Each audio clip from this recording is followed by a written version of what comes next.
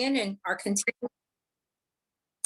I'll start it again. All right, team, we are getting started this evening. It is 6 o'clock Eastern time, 5 o'clock Central time, which is what time I'm on.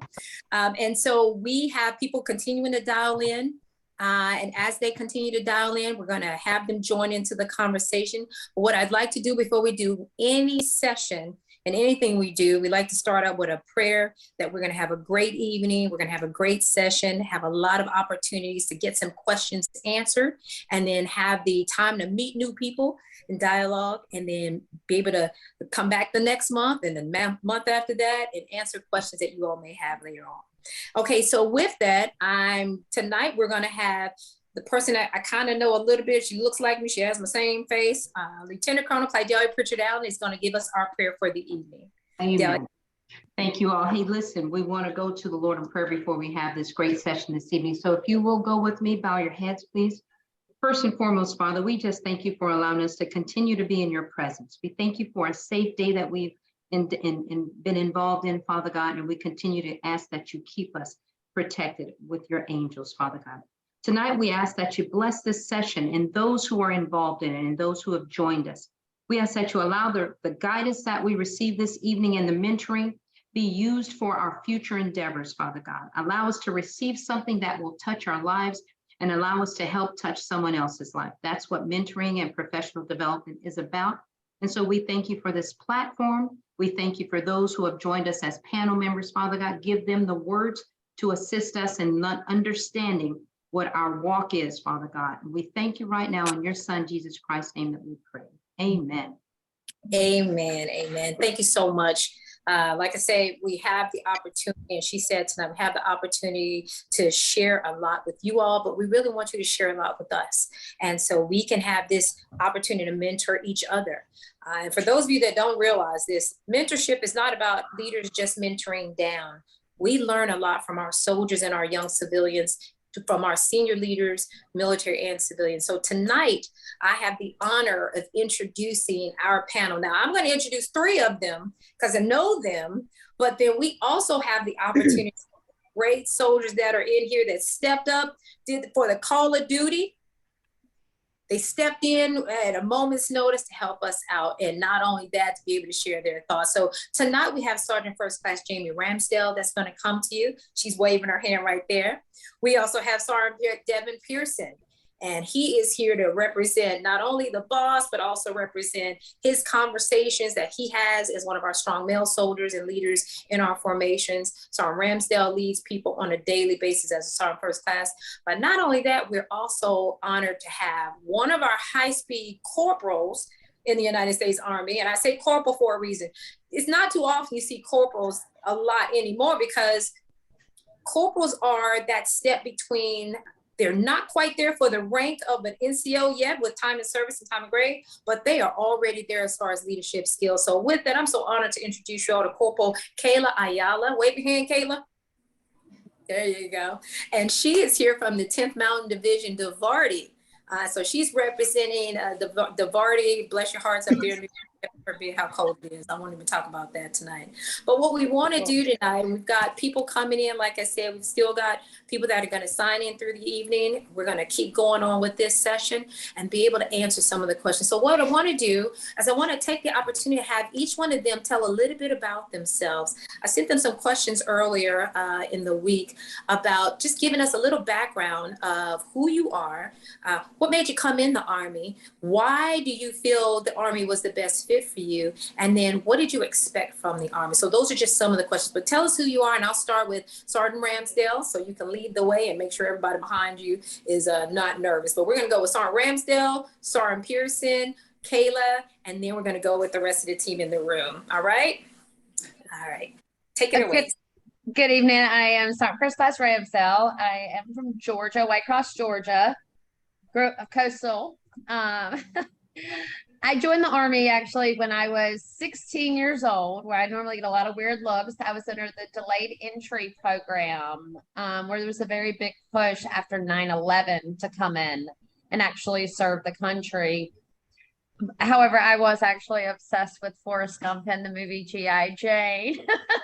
which inspired me to join, but mostly just for a sense of belonging and family. I didn't have family. I'm an orphan from Georgia, and me joining the military gave me exactly what I was looking for at a very young age. Awesome. Thank you so much. And from, I did the little whoop it up because we're from Georgia too. So love that part of it. But hey, the fact that you're an orphan, but now you have the biggest family in the world, probably. I do. All these brothers and sisters, Yes, aunts, uncles, cousins, nieces and nephews, everything. Anything you can think of, you've got them. So, well, we're so glad to have you. We're so glad you made the decision to join the Army for that reason. So, all right. Thank you. Sergeant Pearson.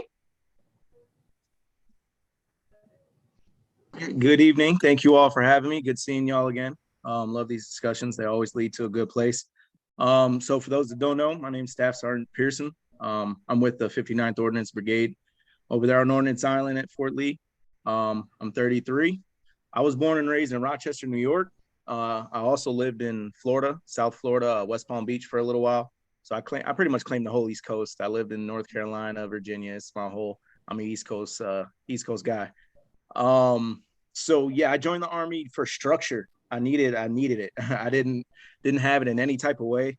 I joined November 5th in 2012, and there wasn't as soon as I got to basic and I saw I had a mattress, I was gonna have 3 meals a day, regardless whether they were MREs or hot A's or DFAC. That was the beginning of the structure I knew I needed and didn't have. I did attempt college right out of high school. Didn't take it serious enough. Really wish I would have, but still working on that now, which the Army's helping me do. So yeah, and one of your questions was what did we think about the Army before we joined? And I was super skeptical. This was like I said, it was in 2012. Everyone had their ideas of the president at the time and the incoming one. So we were kind of all over the place, but it was it blew my expectations away and it gave me everything I needed. So the values that the Army instills in us, I was trying to live by. I didn't know it at the time, but I mean, it helped me realize that, and it's helped me excel my career this far. So no regrets yet. Awesome. Thank you so much. And I'm so glad you decided to join as well. And I'm glad you're here because we're going to have to hear from our brothers. So Ramsey, we talk about our family, our brothers. This is a program that empowers women, but guess what? We need our brothers to be there for us to help us all work together. Mentorship goes both ways. So thank you so much for being here. And we're so excited to hear from you as well throughout the night. All right, Kayla, go for it. Corporal Ayala. Alrighty. So a little bit about myself. Well, good evening, everybody. I joined in 2018, straight out of high school. So I signed my contract before I graduated, and then I shipped out a week after my graduation. So I was in the foster care for most of my childhood, but a lot of reason why I joined was to kind of break the chain. I have a few younger siblings, and a lot of the examples in my family weren't the best. So a lot of it was, I want to set a good example. I want to do something that's not just better than being, like most of my family, but I want to do something with purpose. I want to do something good. I want to do something that's an example that's worth being set. So I ended up joining ROTC. So I was in the Marine Corps ROTC, and the first sergeant there, my instructor, he was amazing. He ended up recruiting all of my siblings, my little brother, my little sister, into the program years after I graduated.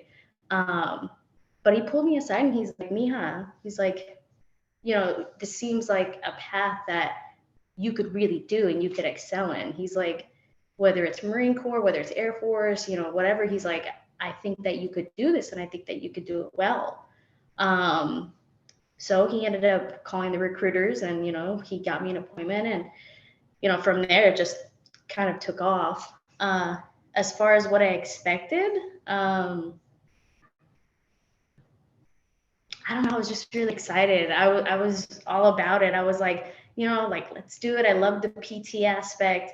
I was expecting some pushback, being a female, because, he was in the Marines from like the male aspect. So, he told me things and he was honest. He's like, you're going to have some things that you're going to struggle with. He's like, and you're going to have some things that you're going to love.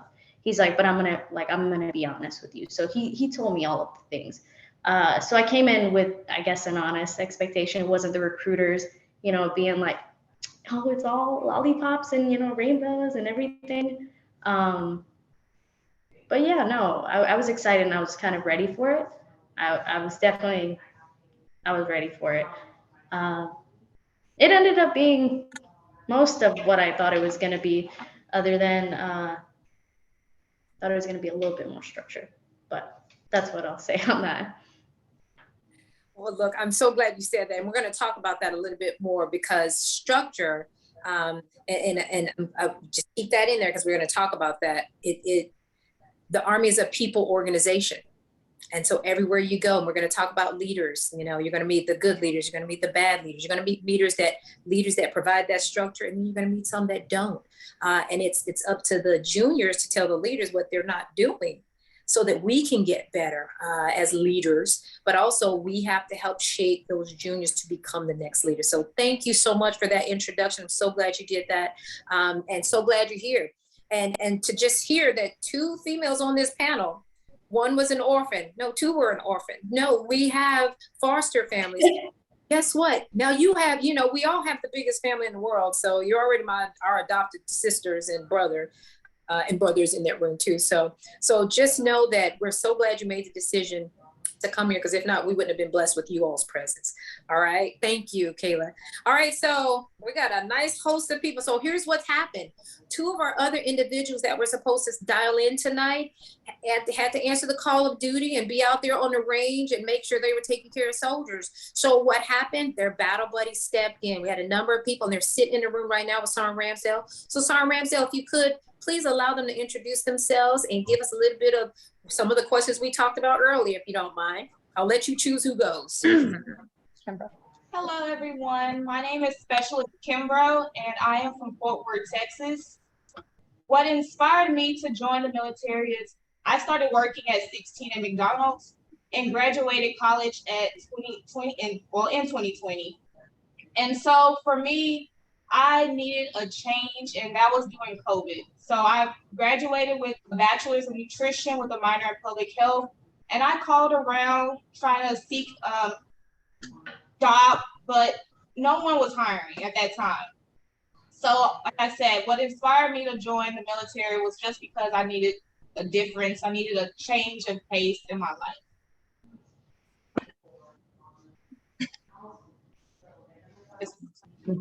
Hey everyone, I am Specialist Mangeowi. I was born and raised in American Samoa. I joined the Army when I was 18. That was 2018. What inspired me to join the military was that I come from a long line of educators and firefighters and policemen, but I decided to just make a change in our family and just join the military then, straight out of high school. I'm Private First Class Medina Daly. I joined the Army at 17 in the delayed entry program. I graduated high school, and then a week later, I went to Fort Benning to do OSUT. Unfortunately, did not make that, but here I am today. And what inspired me to join was that at that age, I was working at Subway and didn't have a home anymore. So I felt like I needed to find a place of belonging and brotherhood. All right, awesome. Who's left? 2 more. Hello, Go for it. I'm PV2 Blevins, and I'm originally from Tennessee. And I actually decided to wait to join the Army because I wanted a little bit of more life experience before I went in. I'm 23 right now, almost 24. And eventually I decided it was time to make a change, get a little bit more life experience, but in a different way. So I ended up joining and for college and just to gain the life experience, basically, just to see where it takes me after. Absolutely. And last but not least, Private First Class Men. I'm from Salinas, California. I joined at 21. I dropped out of college. I was working 80 hours a week, and when COVID hit in college, it was too hard, surprisingly. Even though all the online stuff was easy. But I actually never really expected to join the Army. It came out of left field. It was something just completely random. well, awesome. And I'll tell you, just to hear each of your stories about why you joined the Army. And we're going to, well, like we talked earlier, we're going to get into what were your expectations when you joined. You saw, I'm sure most of you have seen every movie that has the military in it. And so we think it's going to be that way. For Kayla, having been in the Marine, or, you know, had that time with the Marines, just imagine what you saw on movies versus everyone that saw Army movies. What were your expectations? So I'm going to go around now and I'm going to ask each of you, and I'm going to start with the most junior ranks. What did you want when you came in after basic training or after boot camp? What were you looking for your leaders to do after? Because I know everybody gets caught up in basic training. We were told everything to do, when to do it, how to do it, where to be, when to be there. And life was almost easy. All you had to do was do what they told you to do. But when you went out into your first unit of assignments, it was now on you. And so as women in the military, we had this conversation earlier, Sergeant Ramsdale is going to ask one of those questions later on. But as the women in the military went to their new organizations, and I know Kayla brought up, Corporal Ayala brought up, you know, her mentor at the time told her she was going to have challenges. What were your expectations as women? And then the male soldiers, what did you see your female counterparts going through, and what did you want to say? I mean, how did you feel about them when they came in and you saw that soldier, that female soldier standing next to you, and you might have seen her struggling? What were you thinking at that time? Be honest. It's okay to say, well, why'd you even join the Army? You know, if you can't lift a rucksack like me, you know, so let's talk through that, because we have some of our soldiers that think that. Well, you joined, so you should be able to do the same things I did. All right, so let's start with our last one that just joined, our PV. Oh gosh, and y'all joined in COVID. I can't even imagine that, but okay. So let's go back through with the last one first and going around to answer that question. There you go. Okay, so I do remember a situation in basic training where it was during one of the rucks. I believe it was the Forge. A female soldier was not able to continue walking. Her feet hurt too much, so I offered to grab her stuff. I didn't really think about it. I just offered to take some of the load off of her back, but the drill sergeants got mad at me for that. They didn't want that happen. Well, now, do you know why they did that? The drill sergeants asked you not to? Probably just to keep everyone up to the same standard. Okay, right. And so understanding that, when that happened, how did you feel? Everyone should be able to pull their own weight, but why can't I help someone else pull? I mean, and I'm so glad you felt that way. How many of you, so let's go next, because we're going to address that again. When you see something, what is the feeling that you have? And then where can we as leaders help you understand certain reasons why things are happening? Is definitely what we're going to get into. And I'm not going to be the only one to talk, because we've got a ton of leaders that are on here that I definitely want to raise your hands and jump in if you all want to add comments. I'm just facilitating this dialogue, but this is a dialogue and a discussion for everyone. So please feel free. If you don't know how to do it on Zoom, raise your hand. There's a button, or you raise your hand and we can recognize you. Okay. All right. So right next to you, let's talk through our PB2. Yes, ma'am. I was actually pretty surprised when it came to basic. I grew up watching the G.I. Jane movie, thinking that nobody helps anybody, everybody is just on your own. But getting to basic, just like Meskis had said, everyone was really helpful. All the guys were offering to help the out with their bags, but again, the drill sergeant said no. I was half expecting them to say, the opposite, like you're here, you should do it on your own. But I feel like I lucked out at the basic I went to because everyone was pretty helpful. But I know years back it wouldn't have been the same. Definitely not at all. No. But I was actually surprised. Awesome. Awesome. All right. What about the three of you? And then we're going to jump to Kayla, and then Sergeant Pearson and Sergeant Ramsdale. We're going to give their insight from where they are, especially after basic. Because in basic, just understand that's a controlled environment. And there's things happening for a reason. You need to learn how to do it on your own, but also there's that teamwork that's being built. So we're going to address people. Go ahead, guys. The other three in the room, let's take it away. Yes, ma'am. I was told that there was going to be adversities and inequalities with being a female. However, I was told that when joining the Army compared to the Air Force is going to be better for females. And so, like I said, before joining the military, I should say, I had uncles and other family members going back and forth trying to tell the pros and cons between joining the Air Force and the Army. But again, I'm here in the Army and I'm enjoying myself.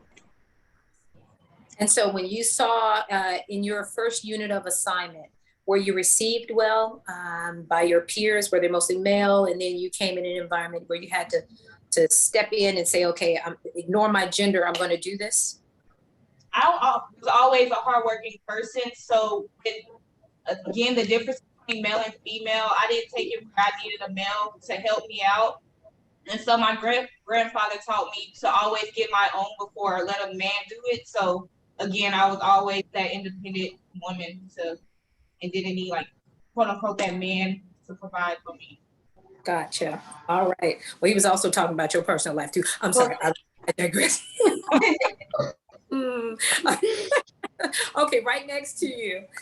You want to answer right behind? There you go. And yes. Then we'll... So, my natural instinct is to always help out my peers, my battle buddies of whatever rank, even for my NCOs, taking the load off of them.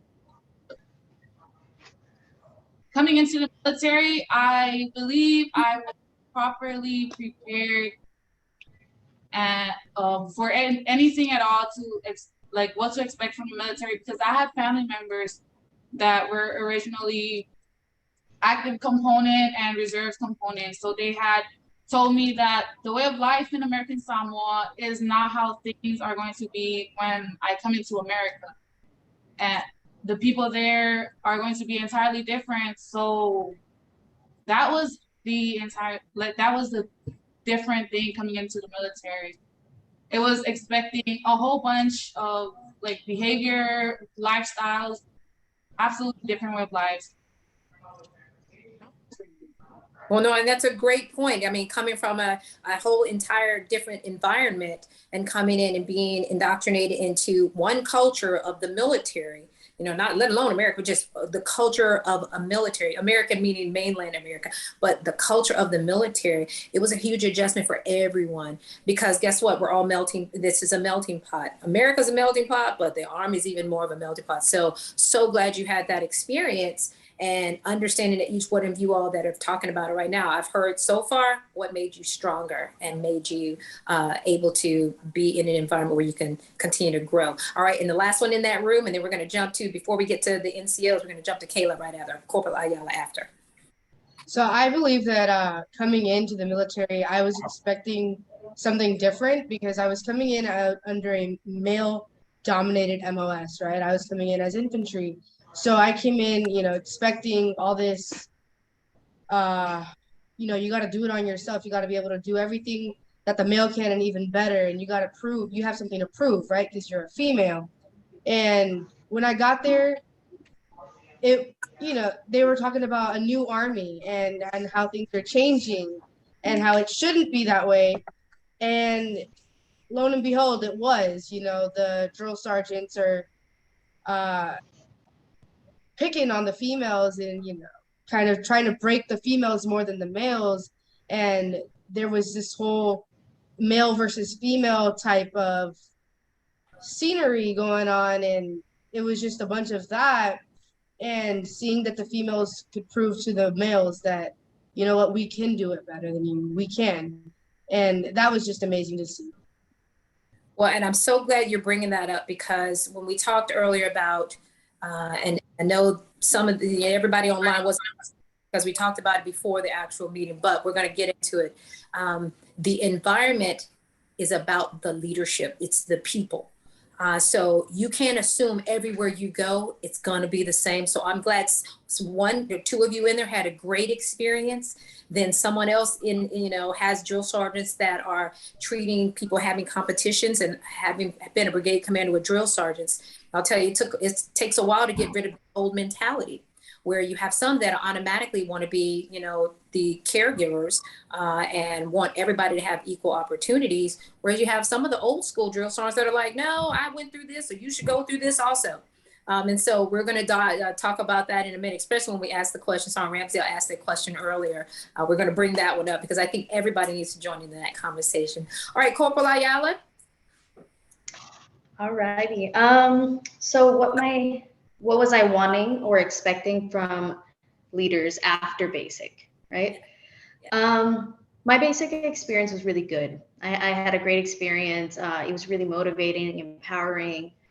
We had actually a good amount of female drill sergeants, so that was something I wasn't expecting when I came in. Some things that I expected when I hit my unit, that everybody that's higher ranking than me was a leader. And I say that because I think that, chevrons and, the rank of officer and NCO, I think they hold a lot of weight. So in my eyes, when I first joined and I didn't know regulations, I didn't know things that were meant to protect me, to kind of keep everyone accountable. I expected that every person that was a higher rank than me was a leader. And it took me a little while to dig into the regs. Like my wife, she told me over and over again, read your regulations, dig into this, learn this, because it's meant to protect you. So yes, I thought that every person that was the higher rank was a leader. And I kind of came in with the thought to never be or I don't want to use the word confrontational, but to never be combative, I guess, with a leader. So I was taught don't say your piece. If they say jump, you ask how high. If they say move, you say where do you want me to. If they say pick this up, you say how do you want it. So I kind of came in here with the expectation of you do what they say when they say it, and that's how it's going to be. Yeah. Well, so, and I'm glad you said that, because that's something that we have to make sure the leaders and the subordinates understand. Everyone that has rank may not understand how to lead. And so some of you may have seen NCOs or officers that you question, wait, why are they doing what they're doing? I bring that up because you made the comment that you do exactly what you're told when you're told to do it. And that's what a soldier would do. And that's what we did when we were growing up before we became leaders, we were followers. And that's what you're following the leader, as the age-old high school nursery rhyme, and the nursery rhyme goes. The challenge is ensuring that you have good leaders to follow. And so we have great leaders on here that are going to join in. And I want to open it up to the leaders to talk through this as well, because as leaders, we owe you that great leadership. But I will tell you, unless there's people that have great mentorship and guidance from other great leaders, or read books, or become the subject matter experts that you're referring to, and knowledge is power. If they don't do that, they could lead you the wrong way. And so we want you to hold us accountable for the leadership that we're supposed to have. But that means leaders, those leaders that are on here listening, it's our responsibility to ensure that we are leading the right way, but we have to listen to our soldiers, which is why we wanted them to talk to us tonight. What do we need to hear that lets us know, okay, well, we don't want you to think you just do everything you're told to do when to do it.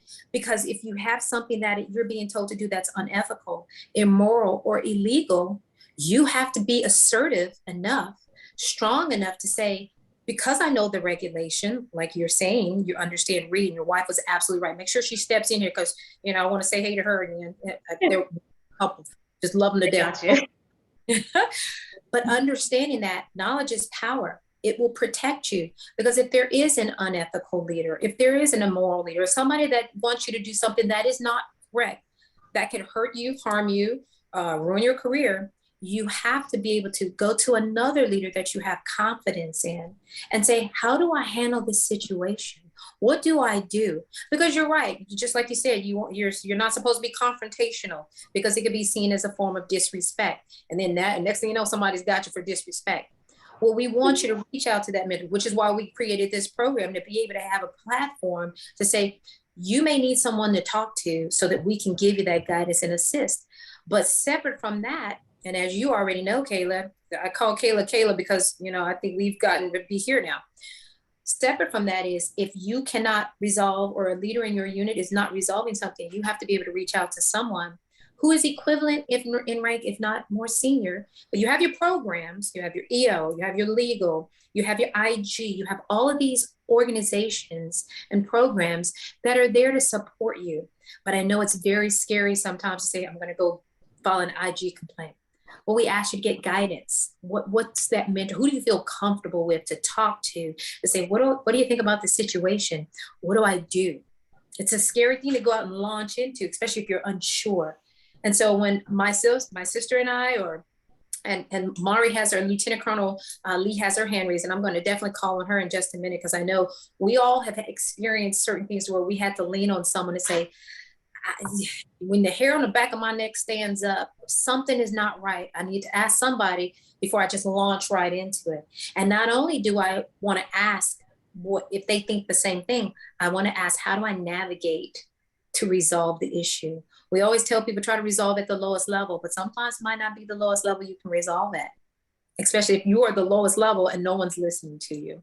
Okay, so before we go to Sergeant Ramsdale and Sergeant Pearson, I want to, Mara, you had your hand raised, but Mara, do you want me to go to you, or you want me to go to Donna Brock?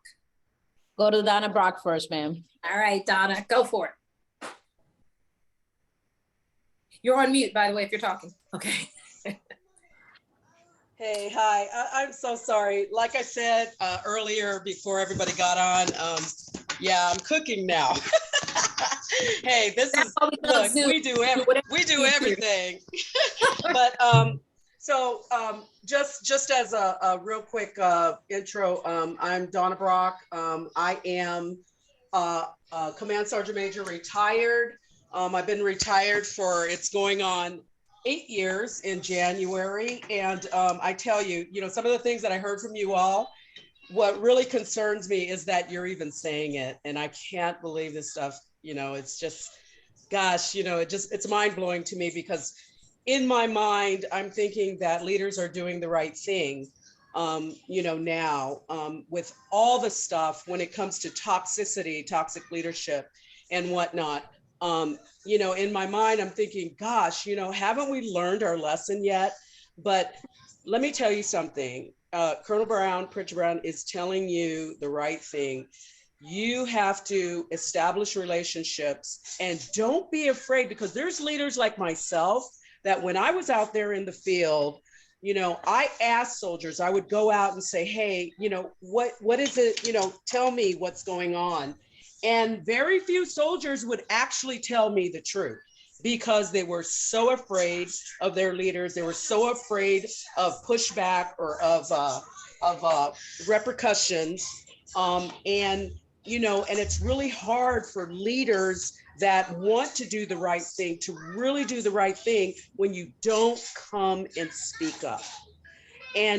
But the only way you can do that is if you have leaders that actually tell you. One of the things that I say is, if a leader tells you, hey, if you have a problem, talk to me, come see me. But yet people don't do that, because in their mind, they're like, oh no, I'm not going to go to command sergeant major. I'm not going to go to that colonel or that lieutenant or that first sergeant, because they're a little bit, apprehensive of speaking to them. Let me tell you something. If they say, come to me, do it, because there's no way we can take care of issues if people do not come and talk. So, but of course, I do understand that you have to feel comfortable. And that's why we talk about trust is imperative. So if you feel like someone you can talk to, you can kind of like press the button, kind of poke the bear, if you will, and just kind of come out with some conversation and not spill everything until you actually feel like you're comfortable doing that. So that's the other part of this, is that we don't want you to come to us unless you feel comfortable. Because I could tell you, oh yeah, come talk to me. But then on the flip side, okay, I'm gonna go run to the source or whatever the case is and say, hey, dude, don't do that no more. They talk about you, no, you have to feel comfortable about it. So my message is, make sure that you get to know people, create relationships, and that's going to help guide you. Go with your gut always. And the other thing is, always do the right thing. You may think, oh my God, I'm going to get in trouble. You know what? Sometimes you got to take those opportunities and, put yourself out there. And you know what? If you're good and you do good, good is going to come to you. I truly believe that. I'm going to tell you, I served 35 years in the Army, and I can tell you that it was not all peaches and roses, okay? But I had a good career, and I had to work through some challenges throughout that. So the thing about it is I always felt very strongly about what I did. And if I came to someone or I did something, I said, okay, I'm not perfect. Nobody's perfect, but we got to work through those things. So that's my message. I'm sorry, I didn't want to go off in a rant. I want to give opportunity to everyone. Thank you so much, though, for all of you. How many times you get a command sergeant major to talk to a PFC, a private, a specialist, a corporal in the room? So we absolutely thank you, Donna. And just so you know, because she's retired doesn't mean she stopped serving. Believe me, she's out there still doing great and wonderful things to make sure that we have a platform and we have these issues addressed. Because those that are in the room that enlisted within the last 5 to 10 years, you can't imagine how much the Army has changed. From our day, from my day of enlisting in 91, Delia, my sister's day of enlisting in 89, from our prior service that are on here, or retirees that are on here, and current serving senior leaders who enlisted in the years, but it took time to get here.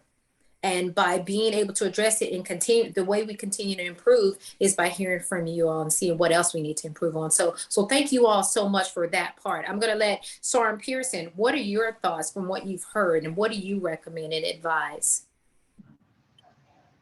So my thoughts are, everything's remarkable. It's just great hearing. I love hearing senior leaders talk, NCOPDs, any format where we can get senior leaders sharing their experience to the junior enlisted.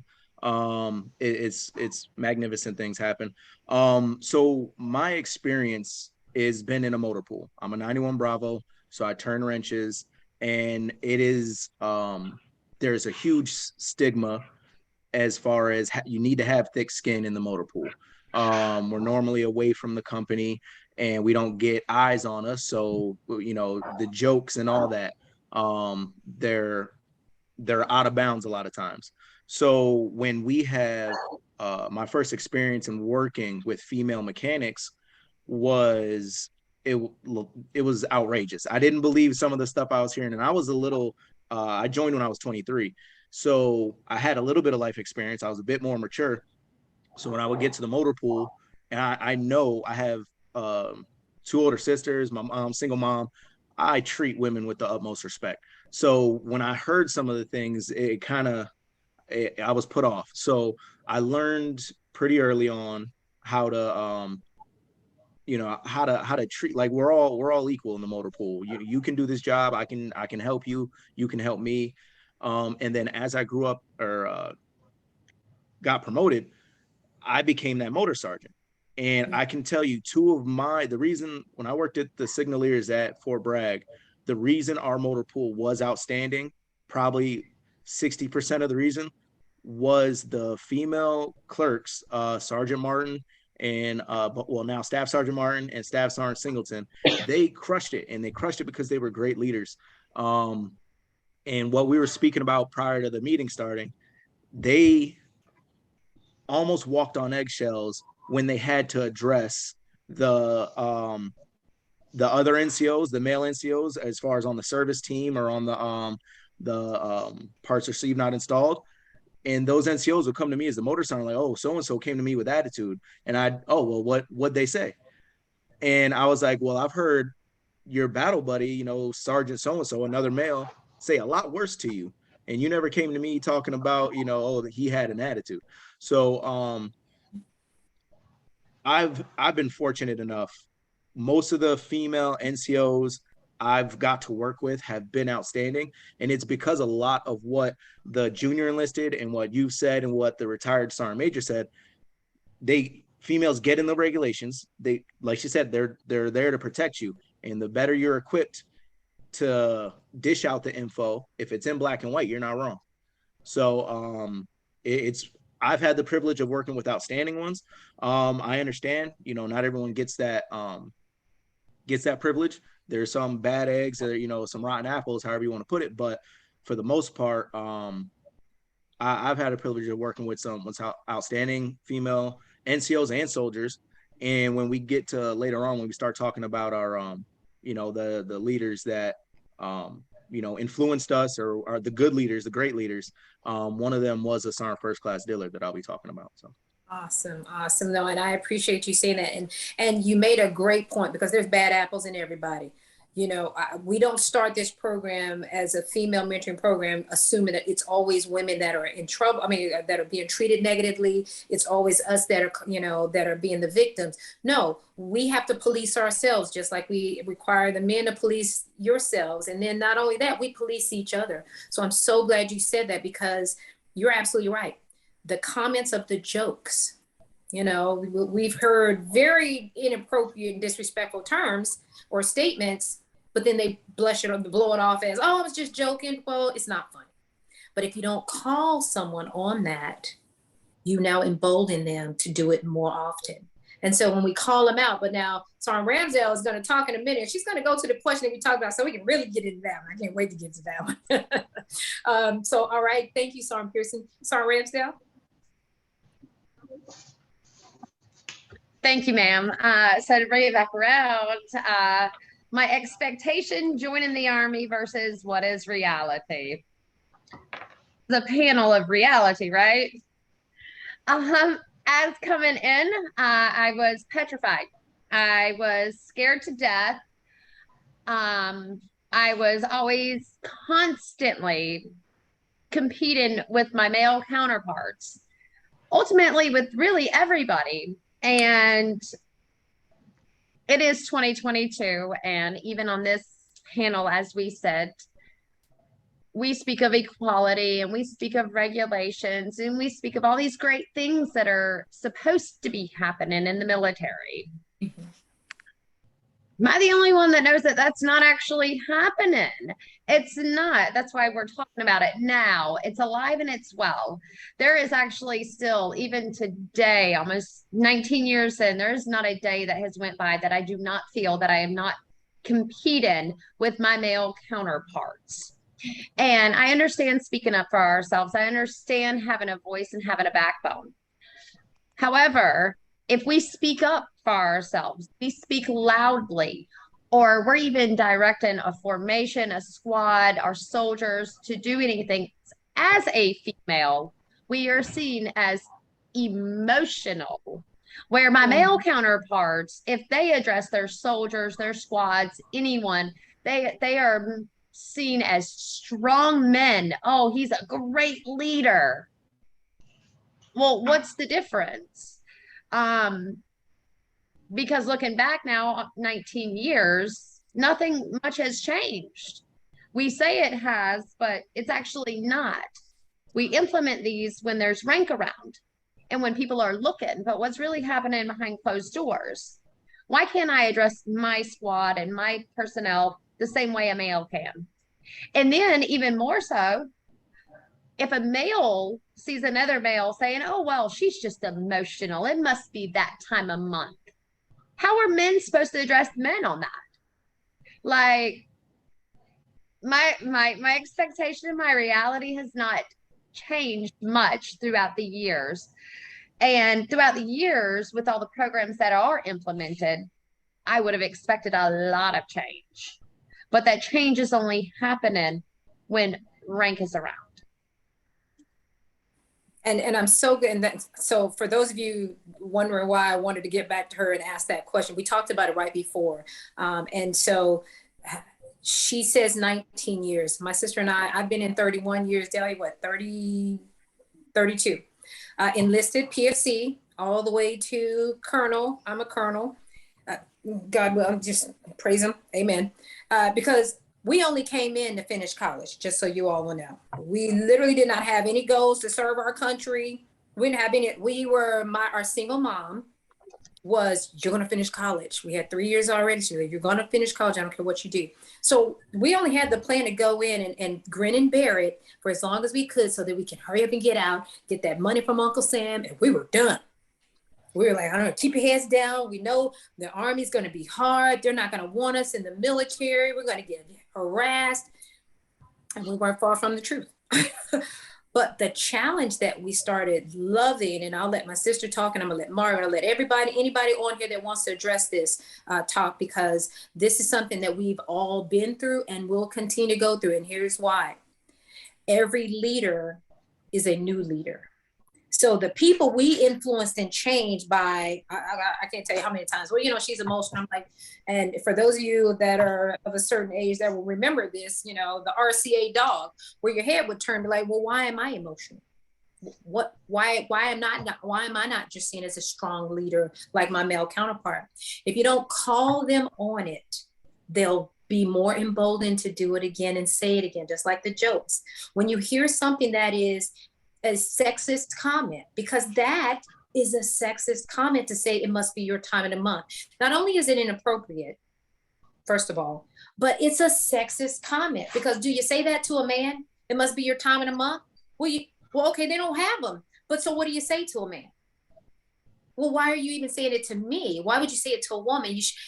I'm a leader. And shy of me being different from my male counterpart, only in the fact that I'm a female and he's a male, we're both doing the same thing. We're leading our soldiers. We're correcting bad behavior. We're being stern when we're supposed to be stern. So why am I being called something different when my male counterpart is being rewarded and receiving accolades for the great things that he's doing when he's barking out orders? And so that's something we have to continuously do to correct. Because why? Because we get new leaders in who come from all different walks of life.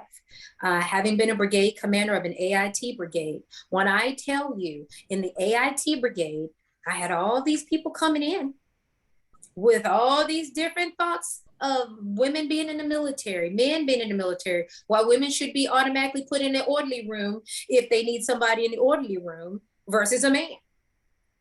Why do they turn around and immediately pick Private Tracy, Smith, Kim, and Angela and put us in an orderly room? Or, you know, why would they do that? Because that's their mentality, where you have to call, Sergeant Major, First Sergeant, why are you putting me in the orderly room? I want to go out there and do my job like the mechanics. I want to go in there and turn wrenches. Because that's what I joined for. So why can't I do it? But if we don't tell that leader, and that's why we do these forums, if you don't tell that leader that that's something that they're doing, they won't stop. And if you tell that leader and they don't stop, guess what? Go tell another leader. And then that leader that's listening to you will go tell the other leader. I can't tell you how many leaders I've talked to personally. Picked up the phone. You don't know me out in Fort Huachuca, but let me tell you, I got a battle sister down in your formation who is dealing with this. And I got enough battle brothers around here that can come to you personally and talk to you about what's going on. But I'm calling you from afar to say, something needs to change in your formation. You need to go pay attention. If they don't listen at that time, we, the junior enlisted soldier or that next person, will take it to the next level. And why? It's because that leader refuses to make a change to improve their environment. And so that's what I wanted to say. And I'm so glad you said it, because we had a session about a year ago, and Mari, you'll have to remind me again what the name of it was, but getting rid of biases. And go ahead, Mari. Just addressing biases, ma'am. Addressing biases. And so we as leaders are not. If any ladies want to see it. Okay, we do have a video. And so here is that time where a junior soldier or junior enlisted soldier needs to go to somebody and say, they keep saying these things. But as a leader, a squad leader, a platoon sergeant, they're the first line of defense to where they're supposed to be protecting us. But if they're not, and you're not getting that leadership that you need, you call someone, a mentor that says, what can I do to make it better for you? How can I help educate my peer leader, or the company commander peer leader, or the first sergeant? So I wanted to add that. I'm gonna let, who's the next one? Delia, would you like to add a comment? I was gonna let Kayla say something. Okay, go ahead.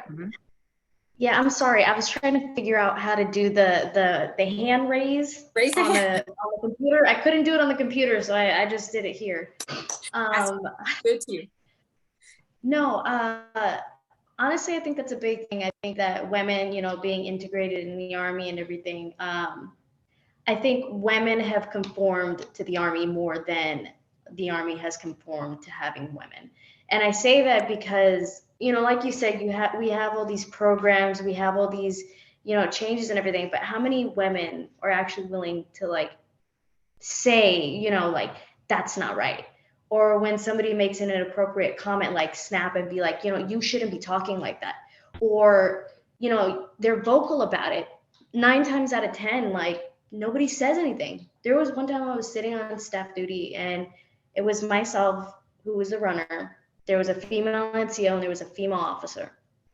And we all had stuff to do with Sharp, and we were just talking. Because, females being in a room with other females, it's far and in between, you know what I mean?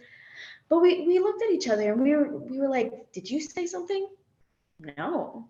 I looked at the NCO and I was like, did you say something? No, the officer, I didn't say anything.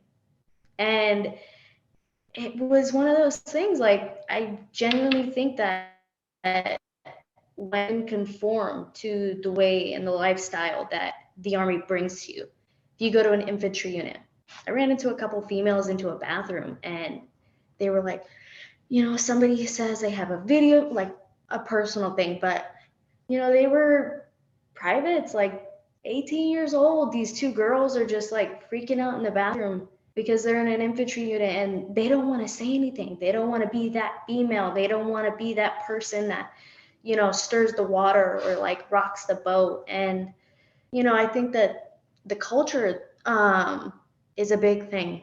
I think it is. And I think that a lot of times females are conforming and, they don't want to say anything. But so I think it's good that, these women are getting out here and they're actually saying stuff and they're being more vocal and they're being more direct. And, this is a problem. So let's fix it before it, continues on.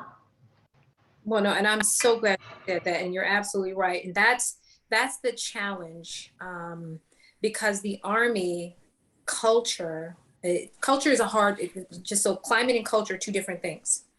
Culture is such an embedded behavior of an organization, whereas climate changes with every leader. So I can come into the brigade, 59th Ordnance Brigade, go Ordnance. I can come into the 59th Ordnance Brigade and the climate will change based off of my mood and attitude for the entire environment.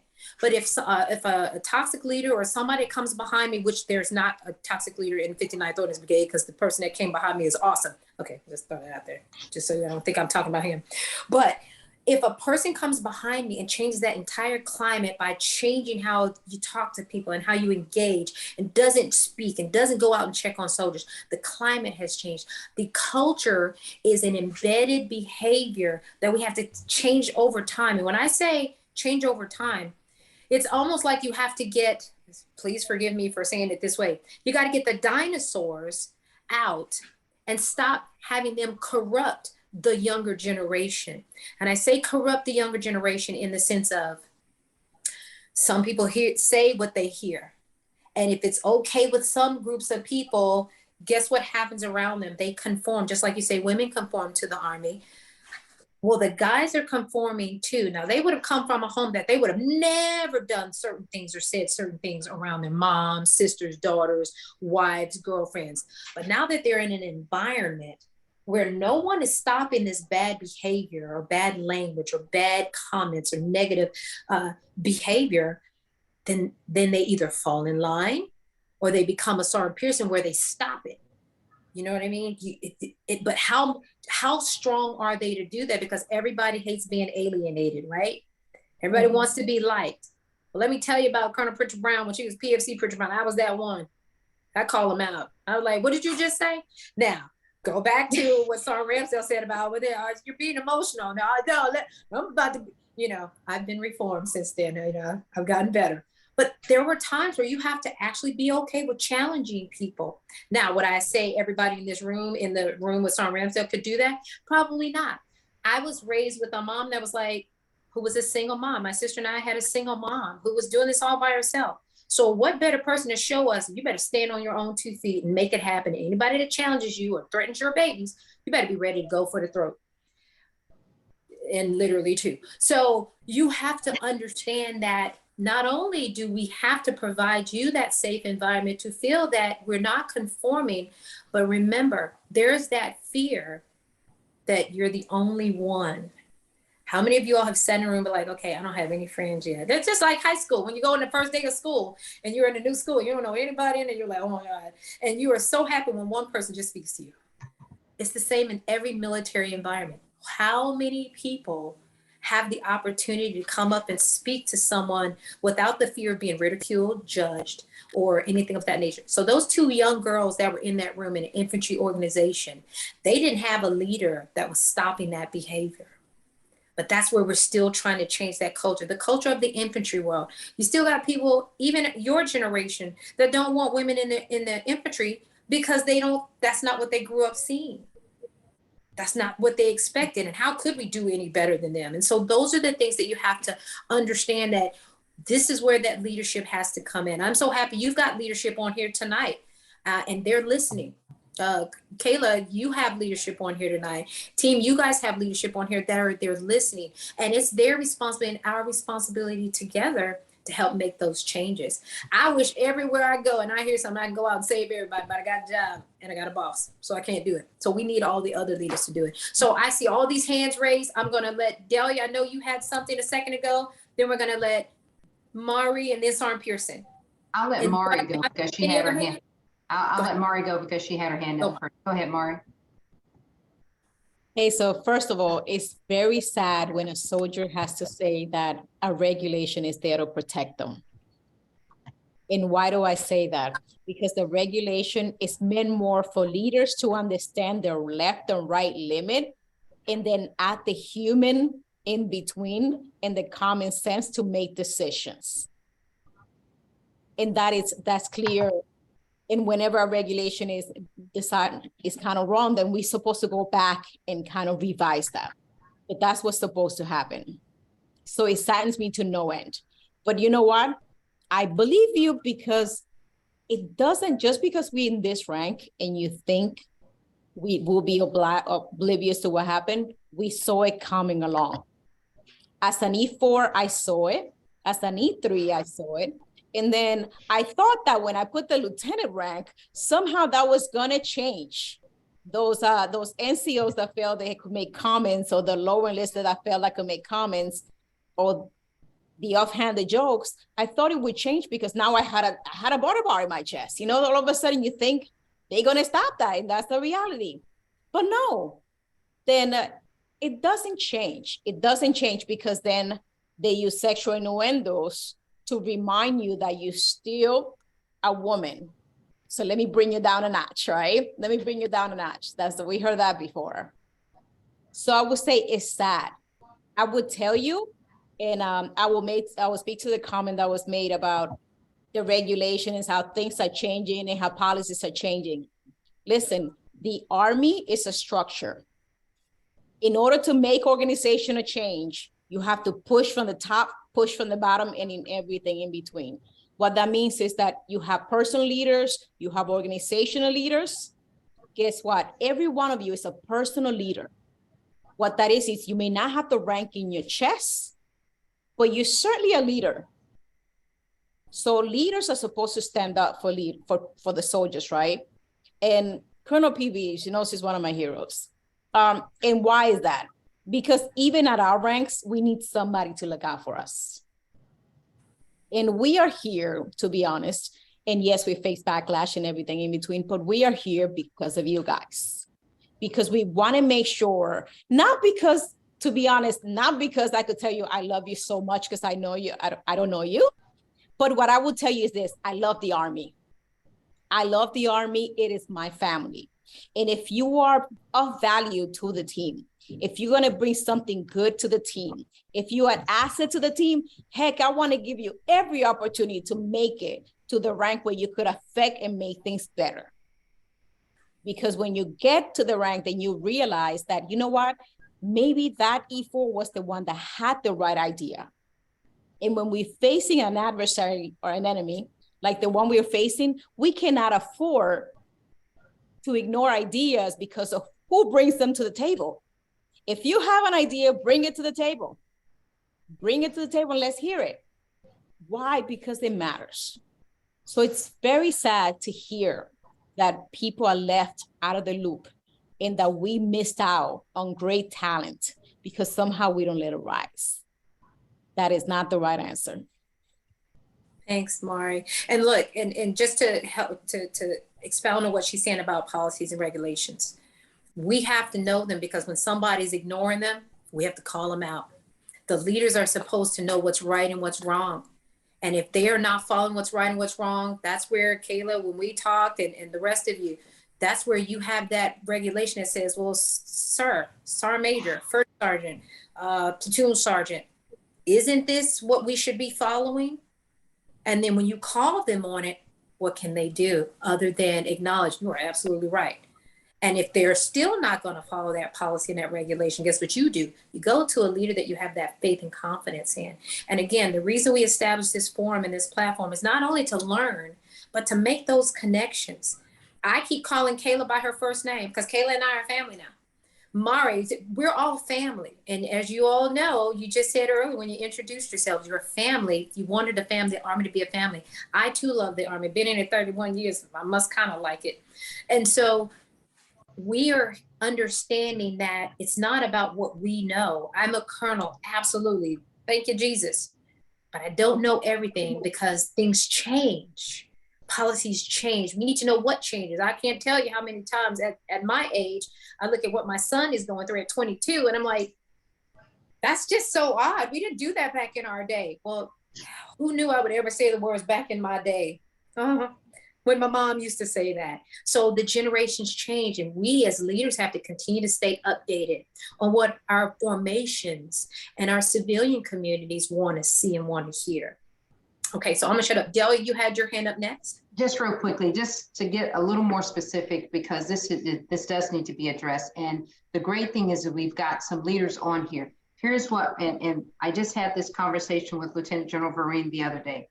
Leaders, we have to have the ability and the fortitude to step forward and actually put out policies, not policies that the regulations that the Army puts out, but our internal guidance to our leaders that this will not be tolerated.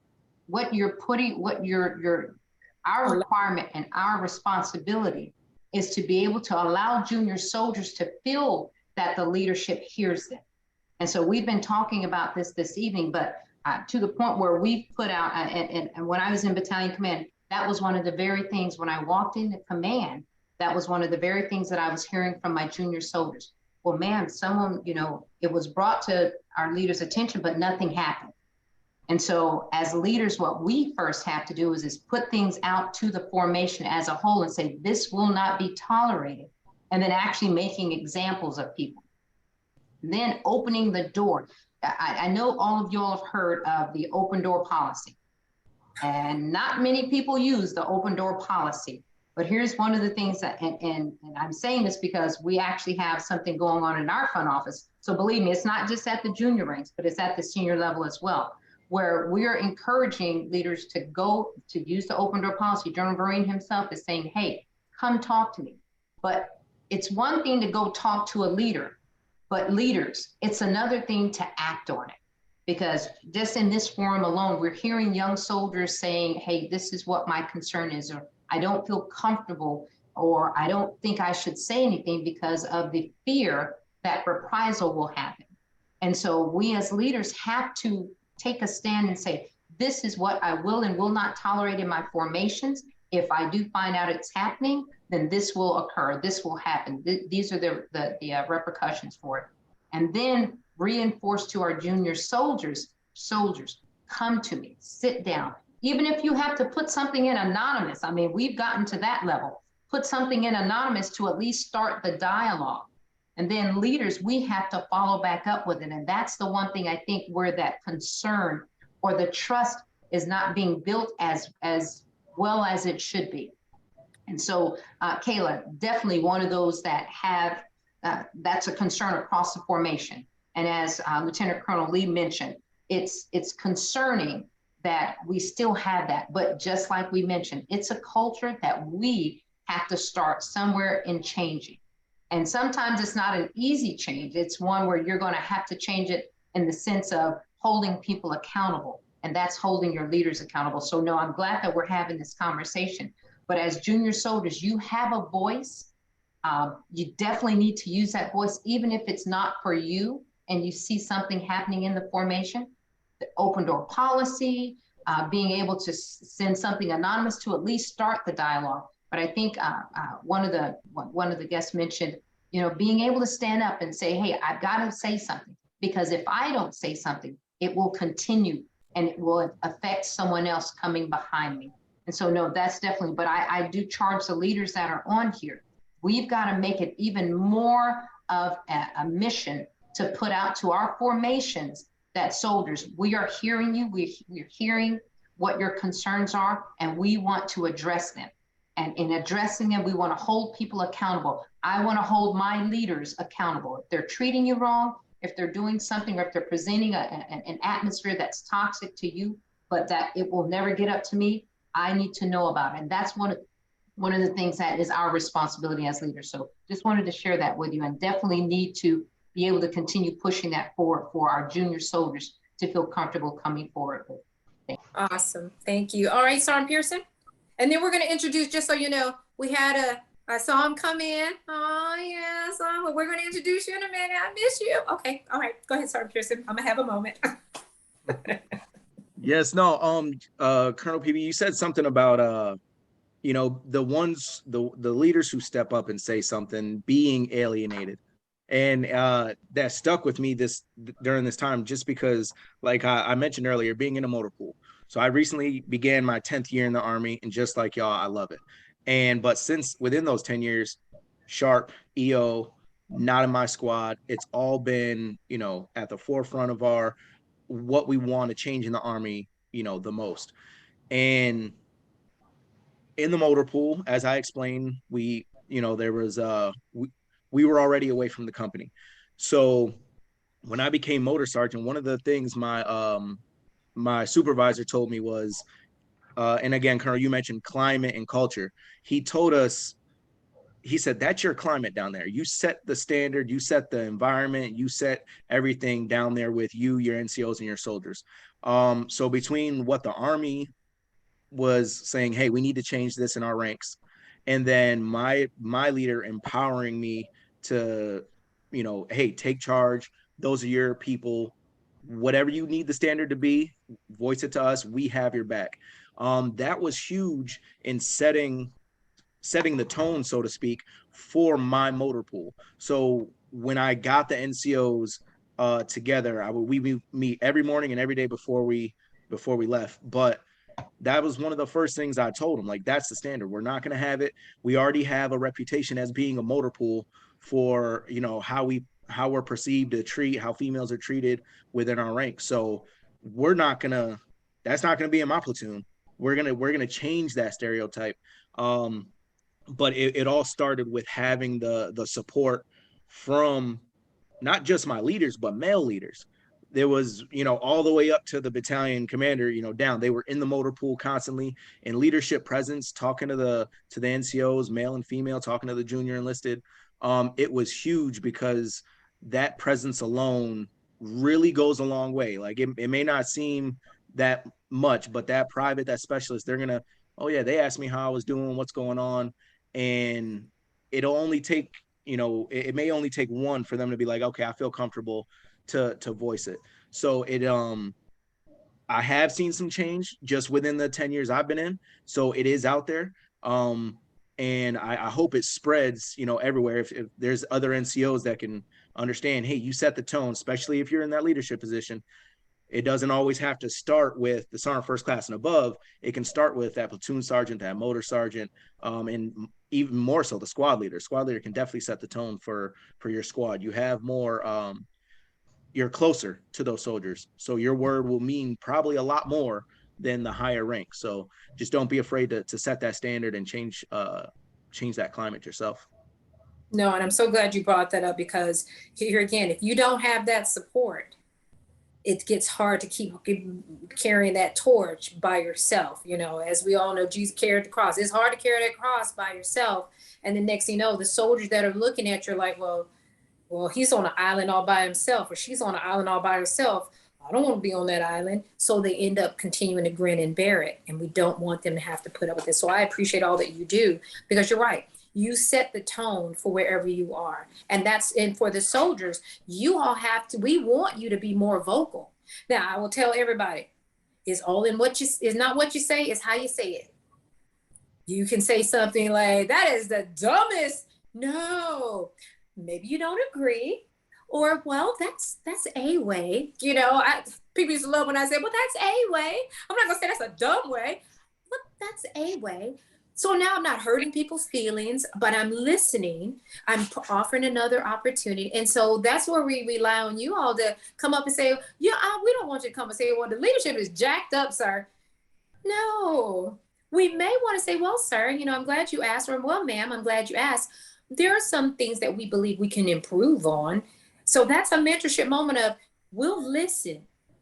We'll listen to anything that you tell us. It's what comes back after we listen. And the 3 questions I posed for the leaders on here in the email that I sent is, there are 3 things you have to ask yourself before you talk to subordinates. Is, what did I say? What did they hear?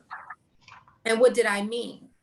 Because I can say we are all for preventing sexual harassment. We're all for putting women out front and making sure we're all a team, and diversity, equity, inclusion. That's what I said. And just like Kayla was saying earlier, and I think one of the others in here was saying earlier in reference to, they say it, and then Sergeant said, they say it, but then when all the senior leaders are gone, do they really mean it? So we heard you say all this great and wonderful stuff. Okay, but did you mean it? Because when somebody's gone, did you mean it? And Colonel Pritchard Allen, my sister, just made the comment too. It's, how do we follow through with it? You hold us accountable. Hold us responsible. Hey, ma'am, sir, didn't you say you were gonna start that program? Well, I'm here to help.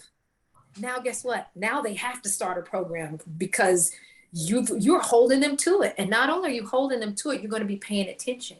So if you're saying we promote diversity, equity, and inclusion, and we don't tolerate bad behavior and these types of words, guess what? At your next census session, well, sir, ma'am, this is what was said. You don't have to call out who said it. Just ask the question, well, sir, would it be appropriate to make the comment that, oh, you must be on your cycle? Guess what? They're going to be like, well, no, of course that's not appropriate. Well, the person that might have said it might be in that room and needs to hear that next statement. Because if you prompt the conversation, somebody like me might come in there and be like, oh, I'm glad you asked that question. Who said it? Okay, don't tell me who said it, because now I'll call them out. But I want to be able to say, let's discuss it. And then hopefully whoever's sitting in that room is getting some education. Oh, I saw somebody else come in. All right, I got to shut up. I got to talk to my other 2 superheroes that came in the room. All of you all are superheroes, but they have a special place in my heart. Okay. All right, so Sergeant Ramsdale, please introduce our two people that just came in the room, please. I have our actual panel members, Sergeant Marshburn and Specialist Adams now. Hi. That's right, congratulations. Thank you. They want you to introduce yourselves. Go, I'm sorry. Hi, I'm Sergeant Marshburn. I was born and raised in Jacksonville, North Carolina. And before I joined the military, I worked at McDonald's and then like Speedway to get experience because I was kind of getting tired. Because I worked at McDonald's all through high school. And then I wanted a sense of change and travel. So I decided to join the military. And then I've been here ever since. And so far, I've loved my experiences I've had in the military so far, and the leadership I've been able to meet. And whether good or indifferent, they've all taught me the leader I would love to become or not to become someday. But most of the leaders I've encountered have been very positive and had a positive effect on my career so far. Awesome. All right, right behind you. Hi. My name is Specialist Adams, first name Ashley. I was born and raised in Kingston, Jamaica. And the reason why I joined, I just wanted something different from myself to like test myself. I never ever saw myself doing this because I'm the absolute girly girl. Like my mother was surprised. Like, yeah, this is not me, but I'm happy I did it. And before the Army, I worked at Shake Shack and I went to college full time, still do. And when I came in, what I expected was just to have people to mold me, people to mold me, people to show me something else. And a lot of them have done that so far. There's like a lot of experience that I got from the Army, like life experience that I got from the Army, stuff that I feel like without being in the military, you would never experience that. It's just something that we know, like the 1% knows. Nobody else is in our little bubble, and I'm very grateful for that. So yeah, like the range today. Yes, like the range today. And they just came off the range, and notice they came here right from the range. And I really appreciate you all coming. That's what I'm talking about: staying connected and motivated.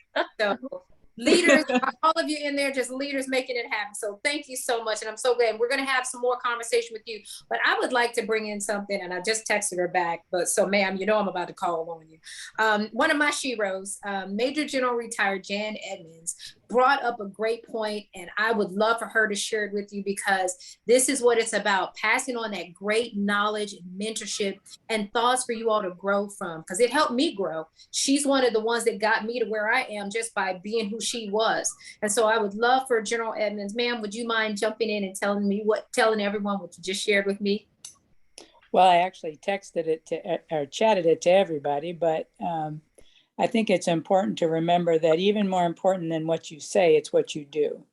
You can say all day long that you support diversity, equity, and inclusion, but if you don't act that way, it's meaningless and nobody will believe a word you say. So you have Gwen Bingham's favorite saying, and I love it, is your video needs to match your audio. And I would just remind us that what you mean and clarifying and having people understand what you mean is essential, but acting in accordance with what you've said and what you mean is even more important. Absolutely, ma'am. Thank you so much. And if you all don't know the history of the women that came before us in uniform, I had to stop myself with making the comment, well, you should just imagine what it used to be like, because you all can imagine what it used to be like because you weren't there. So the culture that I was talking about earlier that has changed, we know what's changed. General Edmond knows for sure everything that has changed in the days that you didn't even have. Probably you could throw a rock and never hit a female in formation that's a general officer, let alone a full-birth colonel. So the culture has changed, but that's not your generational knowledge. You're seeing what you only know what you know. So our responsibility is to ensure that in your generational time, we help you by fixing what we have to continue to fix by changing a culture and that culture and that climate. So the audio, as General Edmonds and General Bingham always told us growing up, is when you're saying something, stand by it and follow through with it and make sure others understand that you are committed to what you're saying.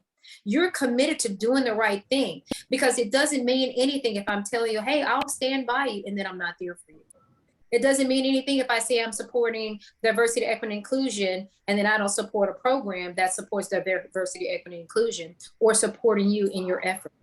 And so those are the nuggets that we take along. It's like, you know what? I have to remember what I do impacts what I say. It impacts what people think of me. But also what I say, I have to follow through and do. And that goes back to the 3 questions of what did I say? What did you hear? And what did I mean? Okay, because they can be misconstrued. And please understand, this isn't just a dialogue for military. This is for everyone. This isn't just a dialogue for women. This is for the men to say, you know what, that's a great statement, period. Not just for women, it's period.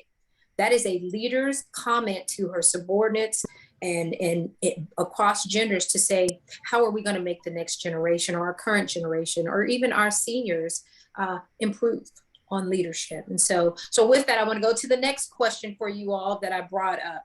What were some of the great leaders that you all saw? And I know Sergeant Pearson, had a caveat to it earlier, but give us a great leader that you want your soldiers and your your soldiers definitely to emulate. What female or male leader would you look over and say, you all as soldiers, but also definitely females, you should look at this person and say, I want to be like, I want to strive to, and what was it about that person that made you want to strive to be like? Sergeant Pearson, I'll start with you. So yeah, I have 3. There 3 came to mind immediately. And at the right before I came to Fort Lee, I was at Fort Bragg. I was with 50th Signal. And the Sergeant First Class Trask taught me everything about running a motor pool at a high standard. That when I got there in, I think 2017, we were deconsolidated. It was a mess, and we ended up consolidating and put together these plans, and we got leadership involved, and it was spectacular. And he's so smart. He has such a bright mind. Every soldier, specialist, every time we got a new soldier during the in process, after we get them their barracks room and we show them where, they're working and all that. I'm like, if you ever have a question, if I'm not around, or if I don't have it, or if I'm dragging my feet and not getting it to you, you go ask Sergeant First Class Trask, because he not only was he a G Army wizard when we needed him most, but he had knowledge, and he always made it seem so. He delivered it very well to whatever the rank was. So he's the first one that comes to mind, because primarily in my MOS, like that's where my career's headed. And then Sergeant First Class Dillard, she actually snatched me out the motor pool when I went to Korea. So I had been grinding it with the engineers before I went to Korea. So she actually helped me out, but she taught me how to be an NCO, what the standard was. The reason she would check anybody. It was wonderful watching her work. My cubicle was right next to hers. Whether the first sergeant came incorrect, it didn't matter. But tactfully, and she didn't say, hey, watch how I do this. She just did. And I was just in awe watching her be an NCO. So I picked up so many things, how she took care of me, how she counseled me, how she drove me to go to the promotion board. And not only that, when I was lacking at the mock board, I wasn't taking it serious. I'm more of a, I need to go to the real thing so I can really take it seriously. So when they told me to go to the mock board, she was like, what's going on with your attitude? Like, you need to fix it. So you're wasting our time. Our time isn't important to you. And I was like, no, that's not at all what I'm, so I tightened up real quick and squared myself away. So she was another leader that was very impressive. And then one more quickly was Sergeant First Class Evans. He was pretty much my second squad leader. My first one was one of those bad ones we'll probably talk about later. But he coming right after that, he taught me how to take care of soldiers I felt like I had zero guidance, even with that NCO I had first. But it was a complete 180 when that NCO moved out to another unit, and Staff Sergeant at the time, Evans, came in. and he did it effortlessly. Like it was just what he was doing and how he took care of not only myself but the rest of us. But he knew I had leadership qualities, so he gave me responsibilities he didn't give others. He entrusted those things to me, and seeing those qualities in a leader, those were all three of those NCOs are why I'm the way I am today as an NCO, and why I care so much about the NCO Corps. I appreciate that. And you brought up a great point. And just so you all know, you'll learn from a bad leader just as much as you can learn from a good leader. A bad leader will teach you how not to treat soldiers and how not to treat people, how not to say one thing and do something different, and how to make sure your audio matches your video because theirs isn't. And you remember how you feel when you walk away from. So thank you so much for that, Sergeant Pearson. Kayla, I'm going to go to you. What do you see? What were your thoughts? And what are some of the leaders that you see that you want to emulate, be like, and that you want others to be exposed to those type of leaders as well?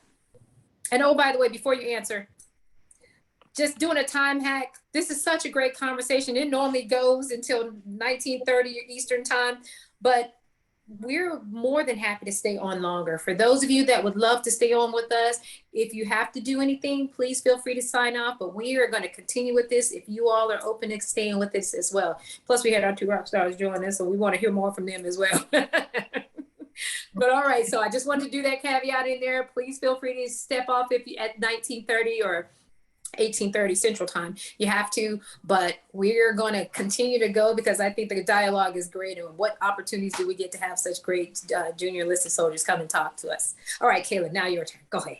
No, definitely. So when I first got to my unit, I went straight to Germany. So I was in an air defense unit out there, and my unit was new, so it had just gotten stood up. So I think I was maybe the 6th person inside the unit. And I had gotten this lieutenant, her name was Lieutenant Kwan. And it was funny because she was kind of like a mother figure for the platoon. But she was kind of like, she was so smart and she knew her job so well.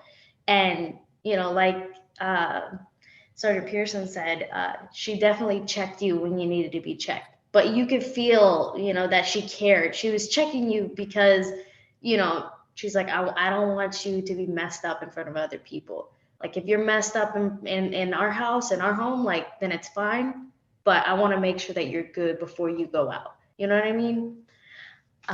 She was the only officer to ever drop me, but I never had a problem with it. She was always that person that was like, oh shoot, like if I'm dropping for her, like I messed up, like let me fix myself. But I think the biggest thing was like that you felt that they cared, that you have this sense of like, this leader genuinely took the time to like see me for who I am and what I want to do, whether they're helping you to progress or whether they're helping to, you know, fix things.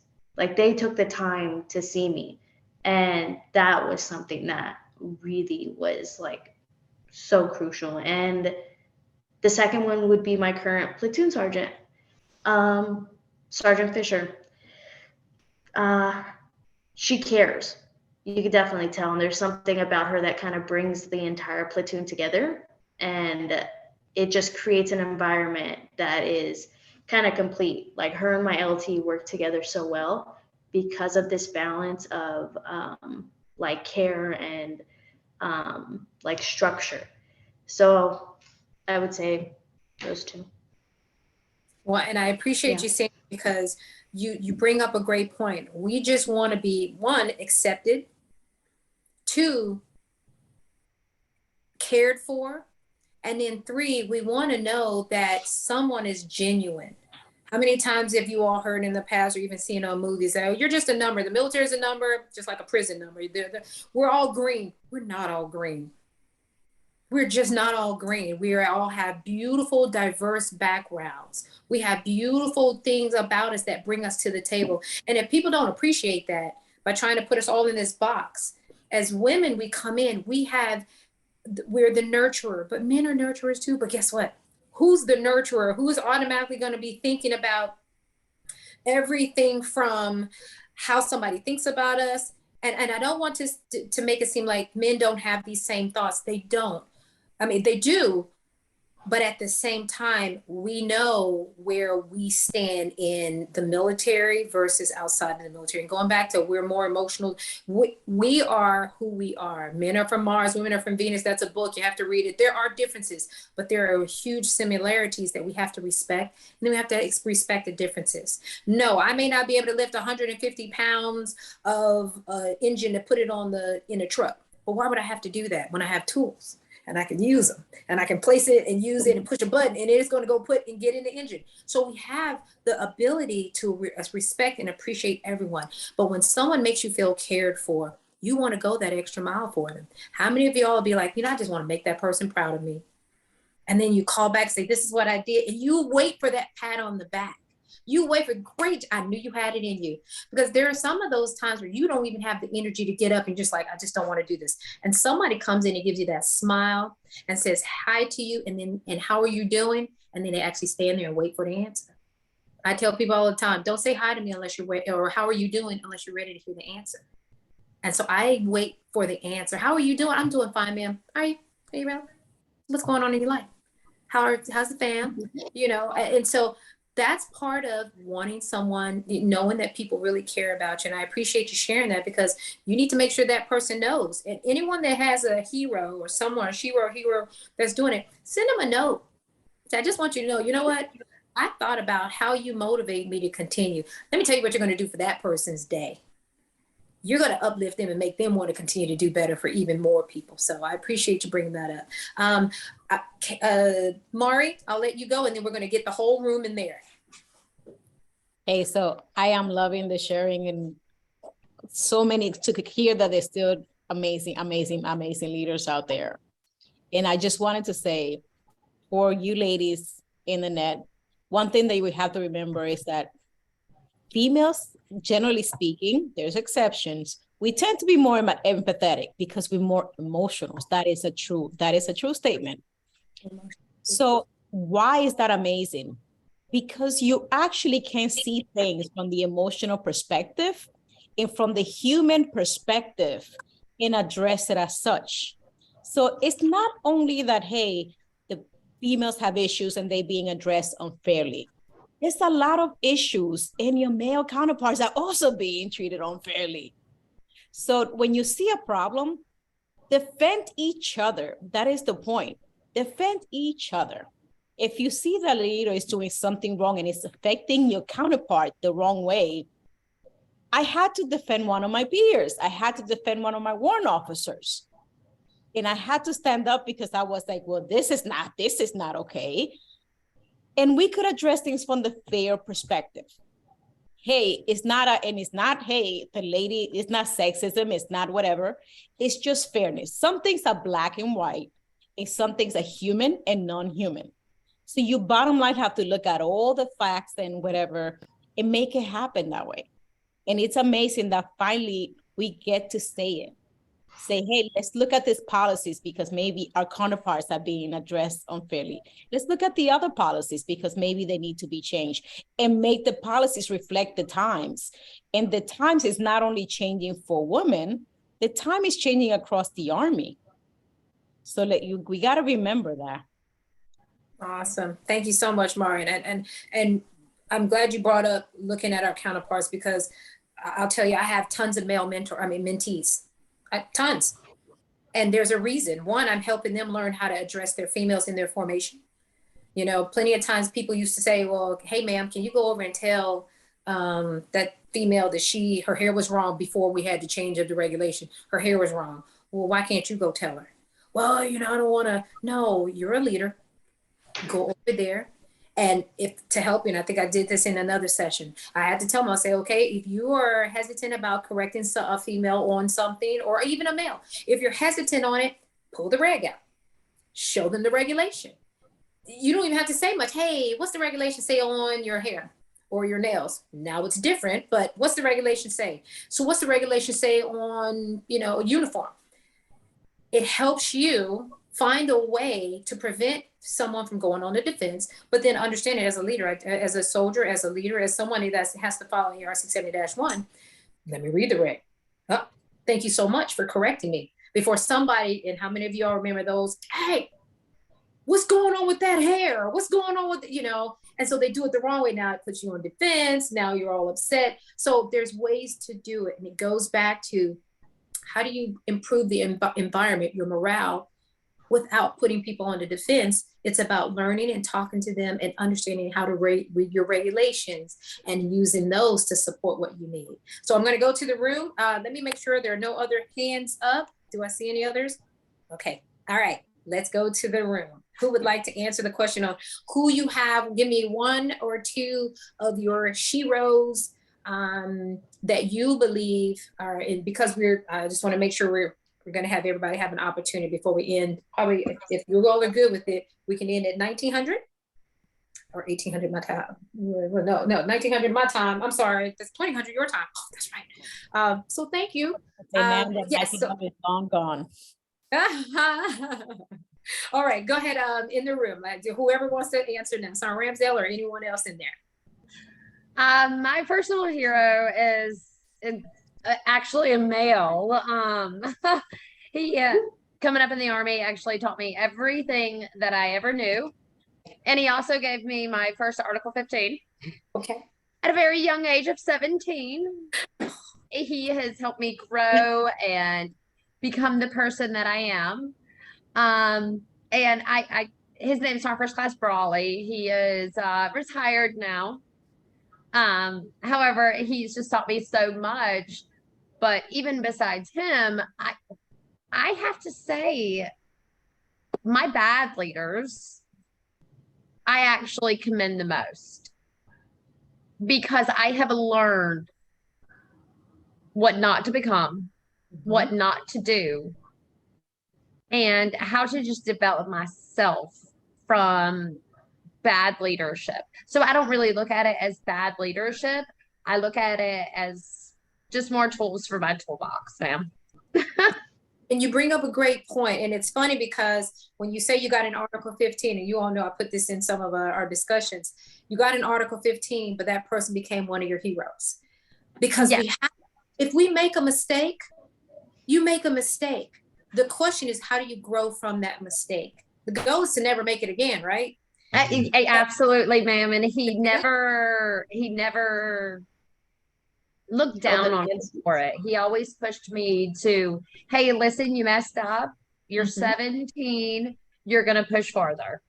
When, at such a young age, you're like, oh no, it's the end of the world. And he even, hey, this is what the reg says. This is what we got to do. Okay. And that was just true guidance to me. And ever since him, I stopped looking at the good leaders more for guidance than I did the bad leaders, because the bad leaders really teach you a lot. Yes, they do.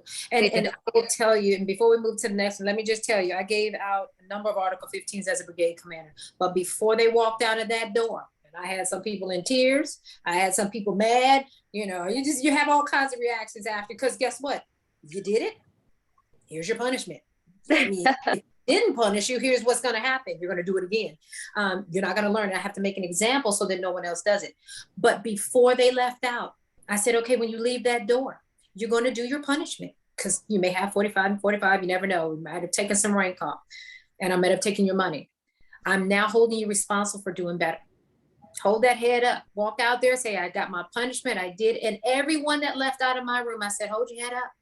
Now, when you leave out here, I don't hold grudges. My job is to make sure you learned your lesson and you move on. And every time I see you, I'm going to speak to you as if you never did anything wrong, because that does not define you all. And if any of you ever get in trouble, if you consciously do something that you know is against regulation, you shouldn't have done, and not even so much your peers, and they should, first of all, guide them if they know they're doing wrong.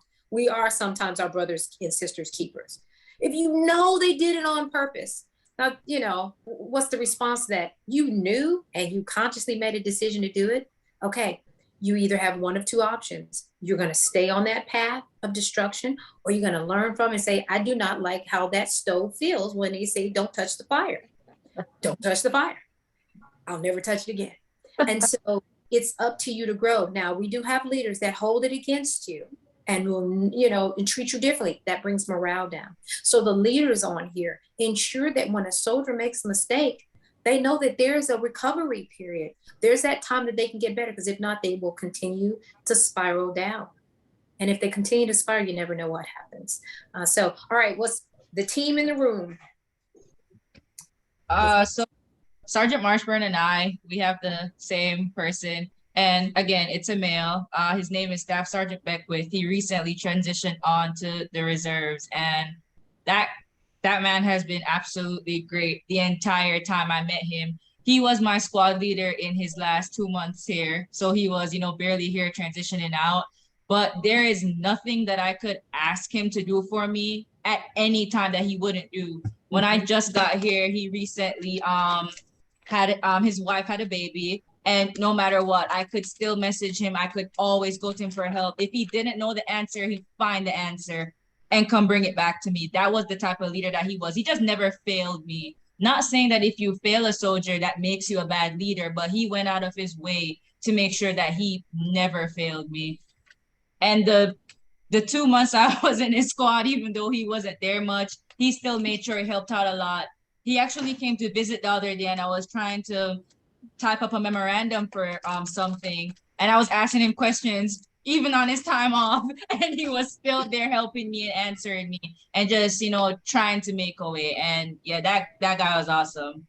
Well, so, and I love the fact that both of you have the same one, because clearly you're not the same. You're a man and you're a woman, and he clearly treated both of you with dignity and respect, and loved both of you enough to say you're like family, and I'm going to make sure you're cared for. So go ahead. What were you going to say about him? And then we're going to jump to the ones behind you.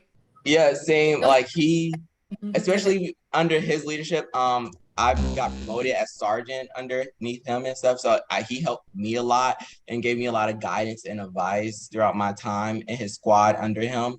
And for me as well, before we jump to them, another female that I have not met, but she's been like a mentor and mentee to me, is Sergeant First Class Green.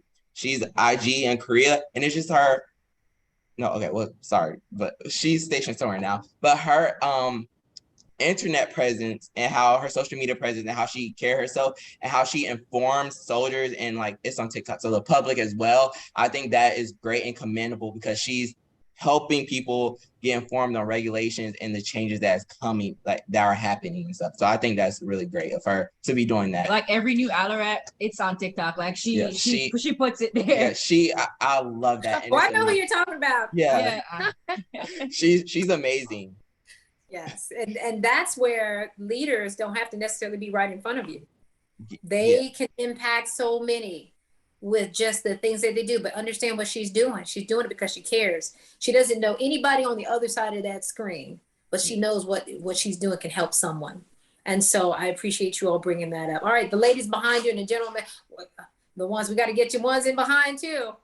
Yes, I was going to piggyback off of what they said with Sergeant. I'm sorry, Sergeant Pearson has to sign off. Sergeant Pearson, thank you so much for your evening. I saw that beautiful little one over there in a blanket. So go pull daddy duty. Have a great evening. Thank you so much. All right, go ahead, guys. Go ahead. What were you saying? I'm sorry about that. I was going to piggyback off of what Adam and Sergeant Marshburn said with Sergeant Beckwith. When I first came in around March, that was my first time being in the unit. Again, I've only been here for a year, but Sergeant Beckwith made the transition very easy. He was excited that I came in as a specialist and wanted to help, again, just my career in the Army.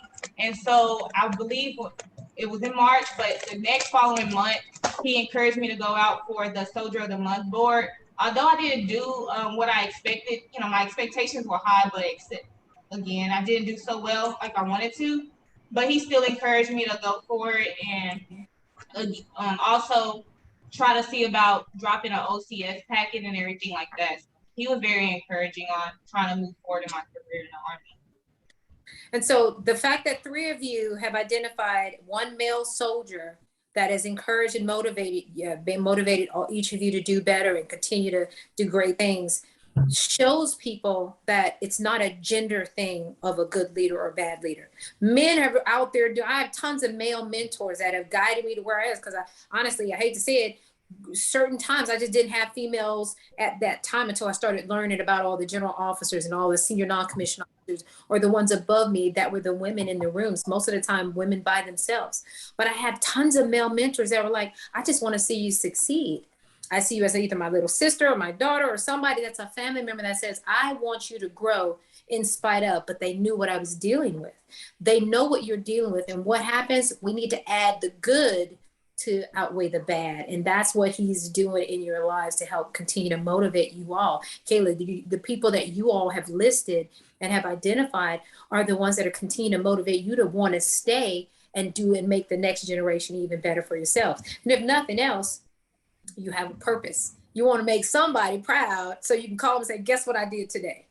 Hey, and you motivated me to do it. So like I say, thank your local neighbor hero and let them know how much they've impacted your life. All right, you want to You want Archon.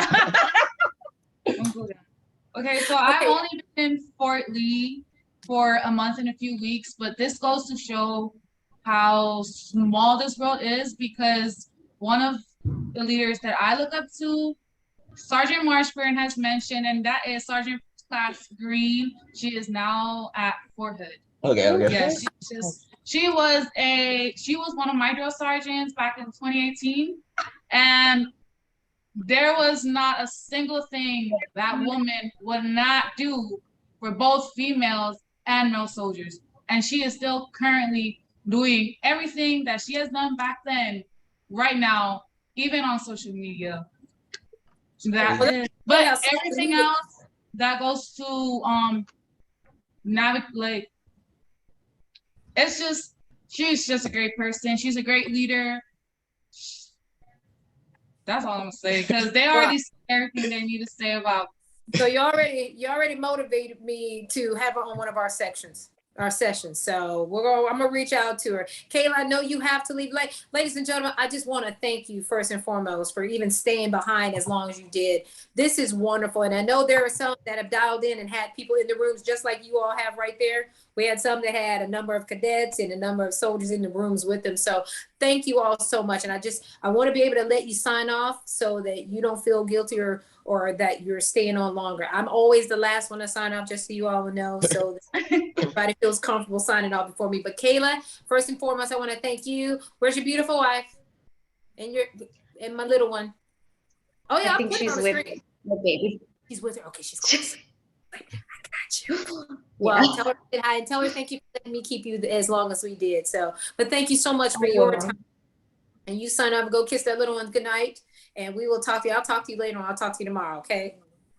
Great job. No, thank you so much for the invitation and having me. It was a great experience to talk to all of you. No, it was really nice. Awesome. Well, just so you all will know, Corporal Ayala and Lieutenant Colonel Dixon, who was on here earlier tonight, she had to leave and do some stuff with the CG. They are going to be starting their FMMP chapter for DeVarty. No, I'm sorry, 10th Mountain Division. So Kayla's in DeVarty. So the brigade commander and the brigade sergeant major are already going to be working with her to start their chapter there. But instead, we're going to go big. We're going to go to the 10th Mountain Division. So we'll be working together, Kayla, and I'll talk to you soon. All right. Have a great evening. And you guys. You too, man. Thanks, Kayla. You guys, I just want you to know, like I said, I'm going to get Sergeant Green, and we're going to talk more about this. Kayla, don't worry, honey. You can go on and sign off if you need to. I'm just talking to the other. Notice I'm pointing as if I'm not pointing to everybody on the screen. One video. But I do want to reach out to her and let her know how much you've said about it, how much she's impacted. Because I know she knows, probably she gets it, but she probably doesn't understand and realize how far and wide her impact is. Go ahead. What were you going to say? So funnily enough, I was on her TikTok live while I was at the range on Tuesday, and I was like, Big Sarge, you jumping on this FMMP? And she was like, email her the link, but I didn't expect to be out there today. So all of that kind of went down the drain because I couldn't email her the stuff that I needed to. But believe me, she knew about it. I did say it on her TikTok live, but as I said, it was on me because I didn't get the chance to email her the stuff. So that was my bad. But then next time. I'm holding you responsible for reaching back out to me after this session tonight or tomorrow, and we are going to make sure we contact her. Okay? I got you. No, no problem. All right, you heard that, Taz. I just gave you a mission, girl. Amen.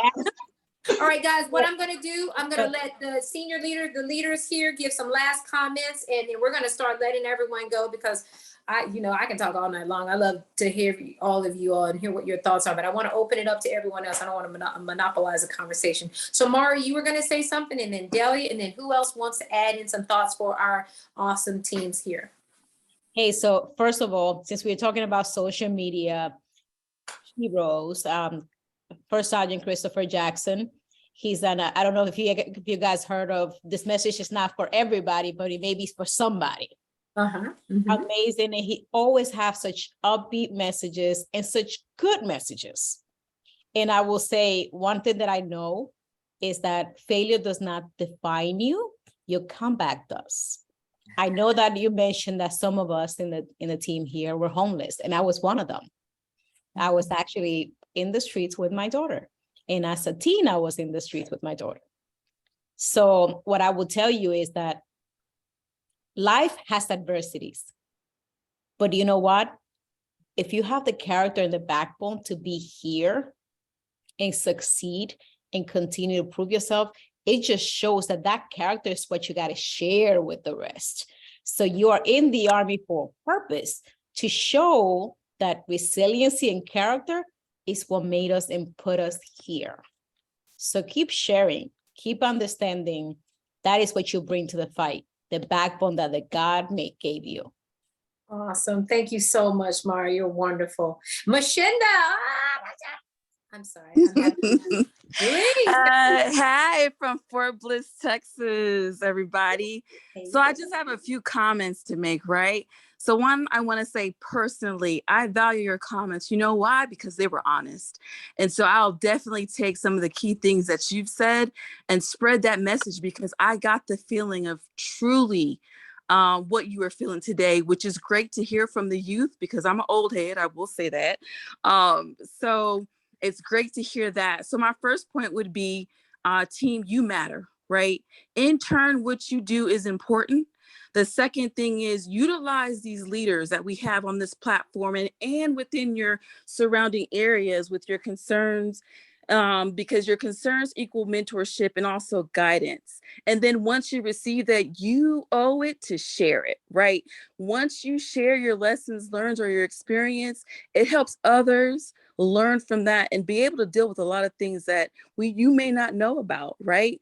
And then my third one being a positive attitude affects the outcome within an environment, which in turn spreads, right? So I just want to say that I am very proud of everyone on this net. It always gives me positive vibes and gives me that motivation to keep moving on, because like many of us know, sometimes it's lonely being at the top. So again, I love these smiling faces that are on the screen. I can't be on the screen because I'm kind of in between doing sit reps and everything else, but I will say thanks everybody for being on here with smiling faces and great attitudes. Tell you what, that makes a big difference. Okay, take care, everybody. Take care. I'll talk to you later, girl. Thanks so much. Awesome. Delia? Hey, so I'm just going to leave you with a couple of things, and it's going to caveat off of what both Mashinda, or Lieutenant Colonel Segal, and Lieutenant Colonel Lee mentioned. There are two things. One of my friends had this. There are two things that are the best days in your life. There are two times that are the best days in your life. One, the day you were born, and number two, the day you found out what your purpose is for being born. And I say that because you've decided to join the military. And so a lot of people just join, okay, I'm here, what do I do? But what we have to do is build our passion, find a purpose, build that passion for that purpose, and make an impact, not just in your life, but in so many others' lives that are around you. We were, as my sister mentioned, we were little PFCs when we came in at different times. And coming in, it was okay, I'm here for one purpose because I needed to get the student loan repayment program and my sister did. But when I saw that this is an organization that one needs some help, because the Army does, as with any organization, I found a purpose. And I said, okay, well, if I'm going to be here, I'm not just going to be here and stand still. I'm going to be here and try to make an impact.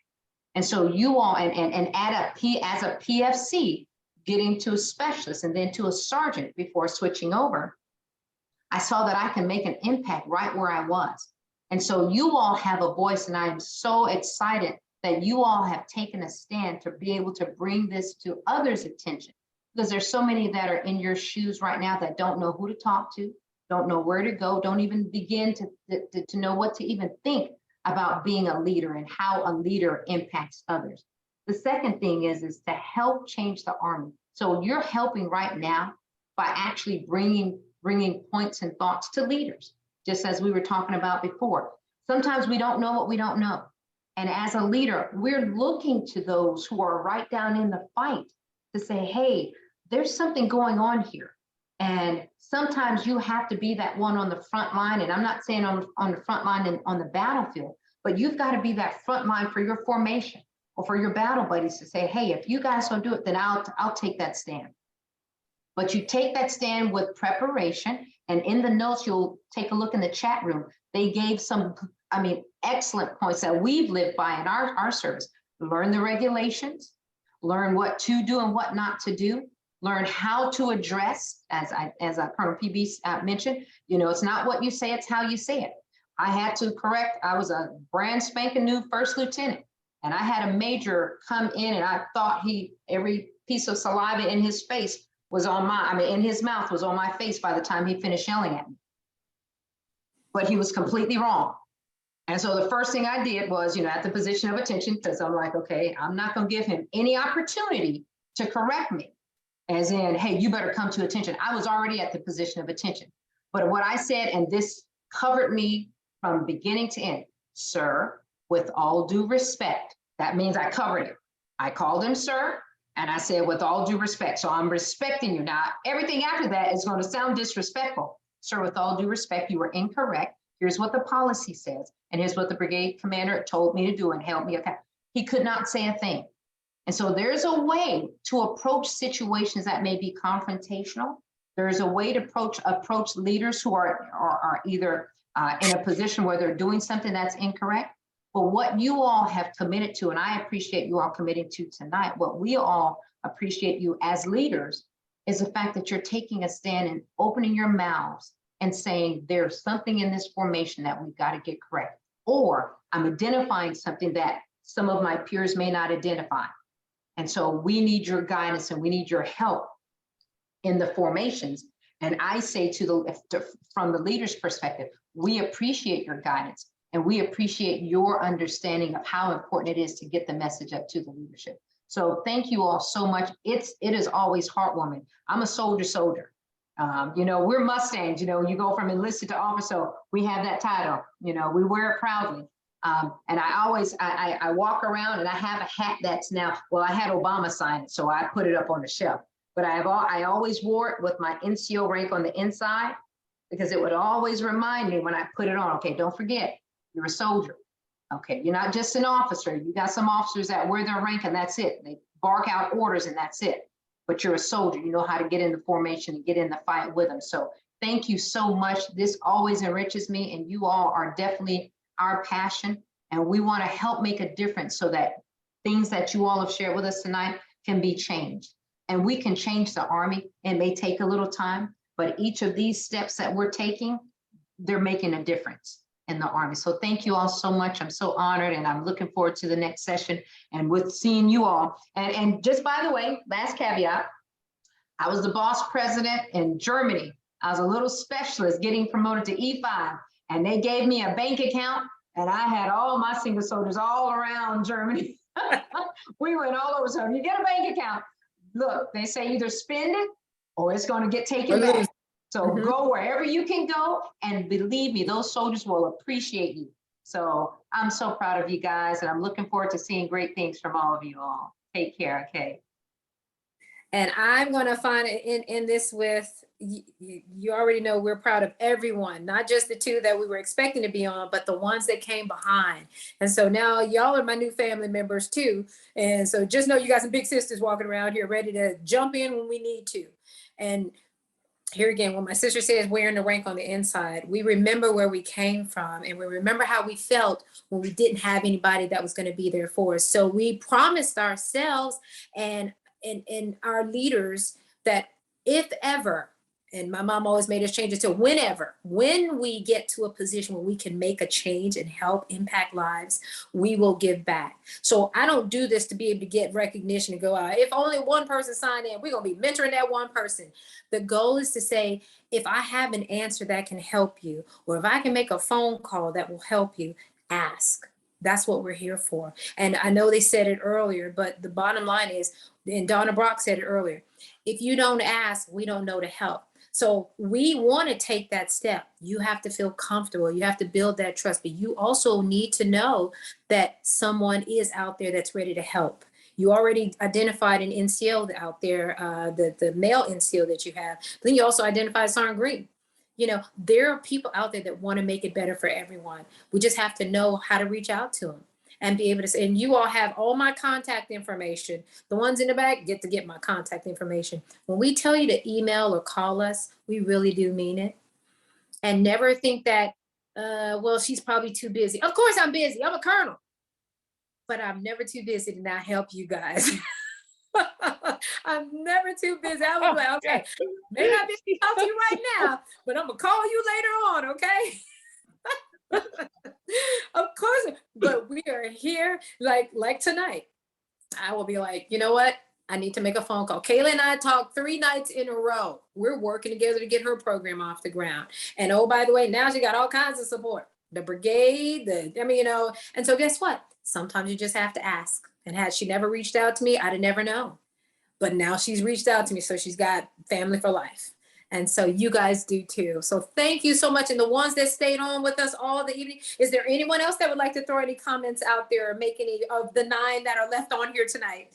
Thank you. Anybody else want to make any comments? Let me see if any hands are up. Let me see. I think that's it. Okay, guys. Well, any final comments in the room? Sergeant Ramsdale, anybody else want to make anything? I would just like to thank y'all for having us and inviting us. It's always a pleasure. And see y'all next time. We'll be early. We'll be. Well, even if you're unless there's another raid, you make it. As long as you make it. That's why I put in the email. Look, if you can't sign, if you don't sign in right on time, just sign in. It doesn't matter when you get in, you're in. That's what matters. So we're so glad all of you came, and thank you. Hey, thank the ones that were behind you holding it down. Thank y'all so much. I appreciate y'all. Thank you all for dialing. We will see you next month. You're going to see our emails coming out. Please share the message. Let everyone know they have the opportunity to dial in and talk to senior leaders, civilian and military.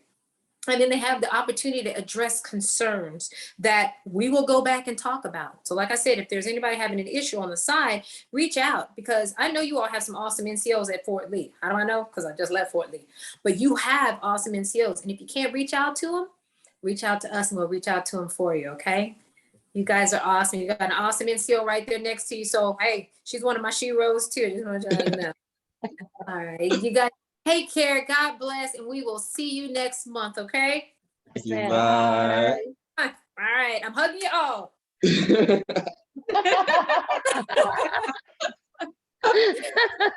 care. Bye. God bless.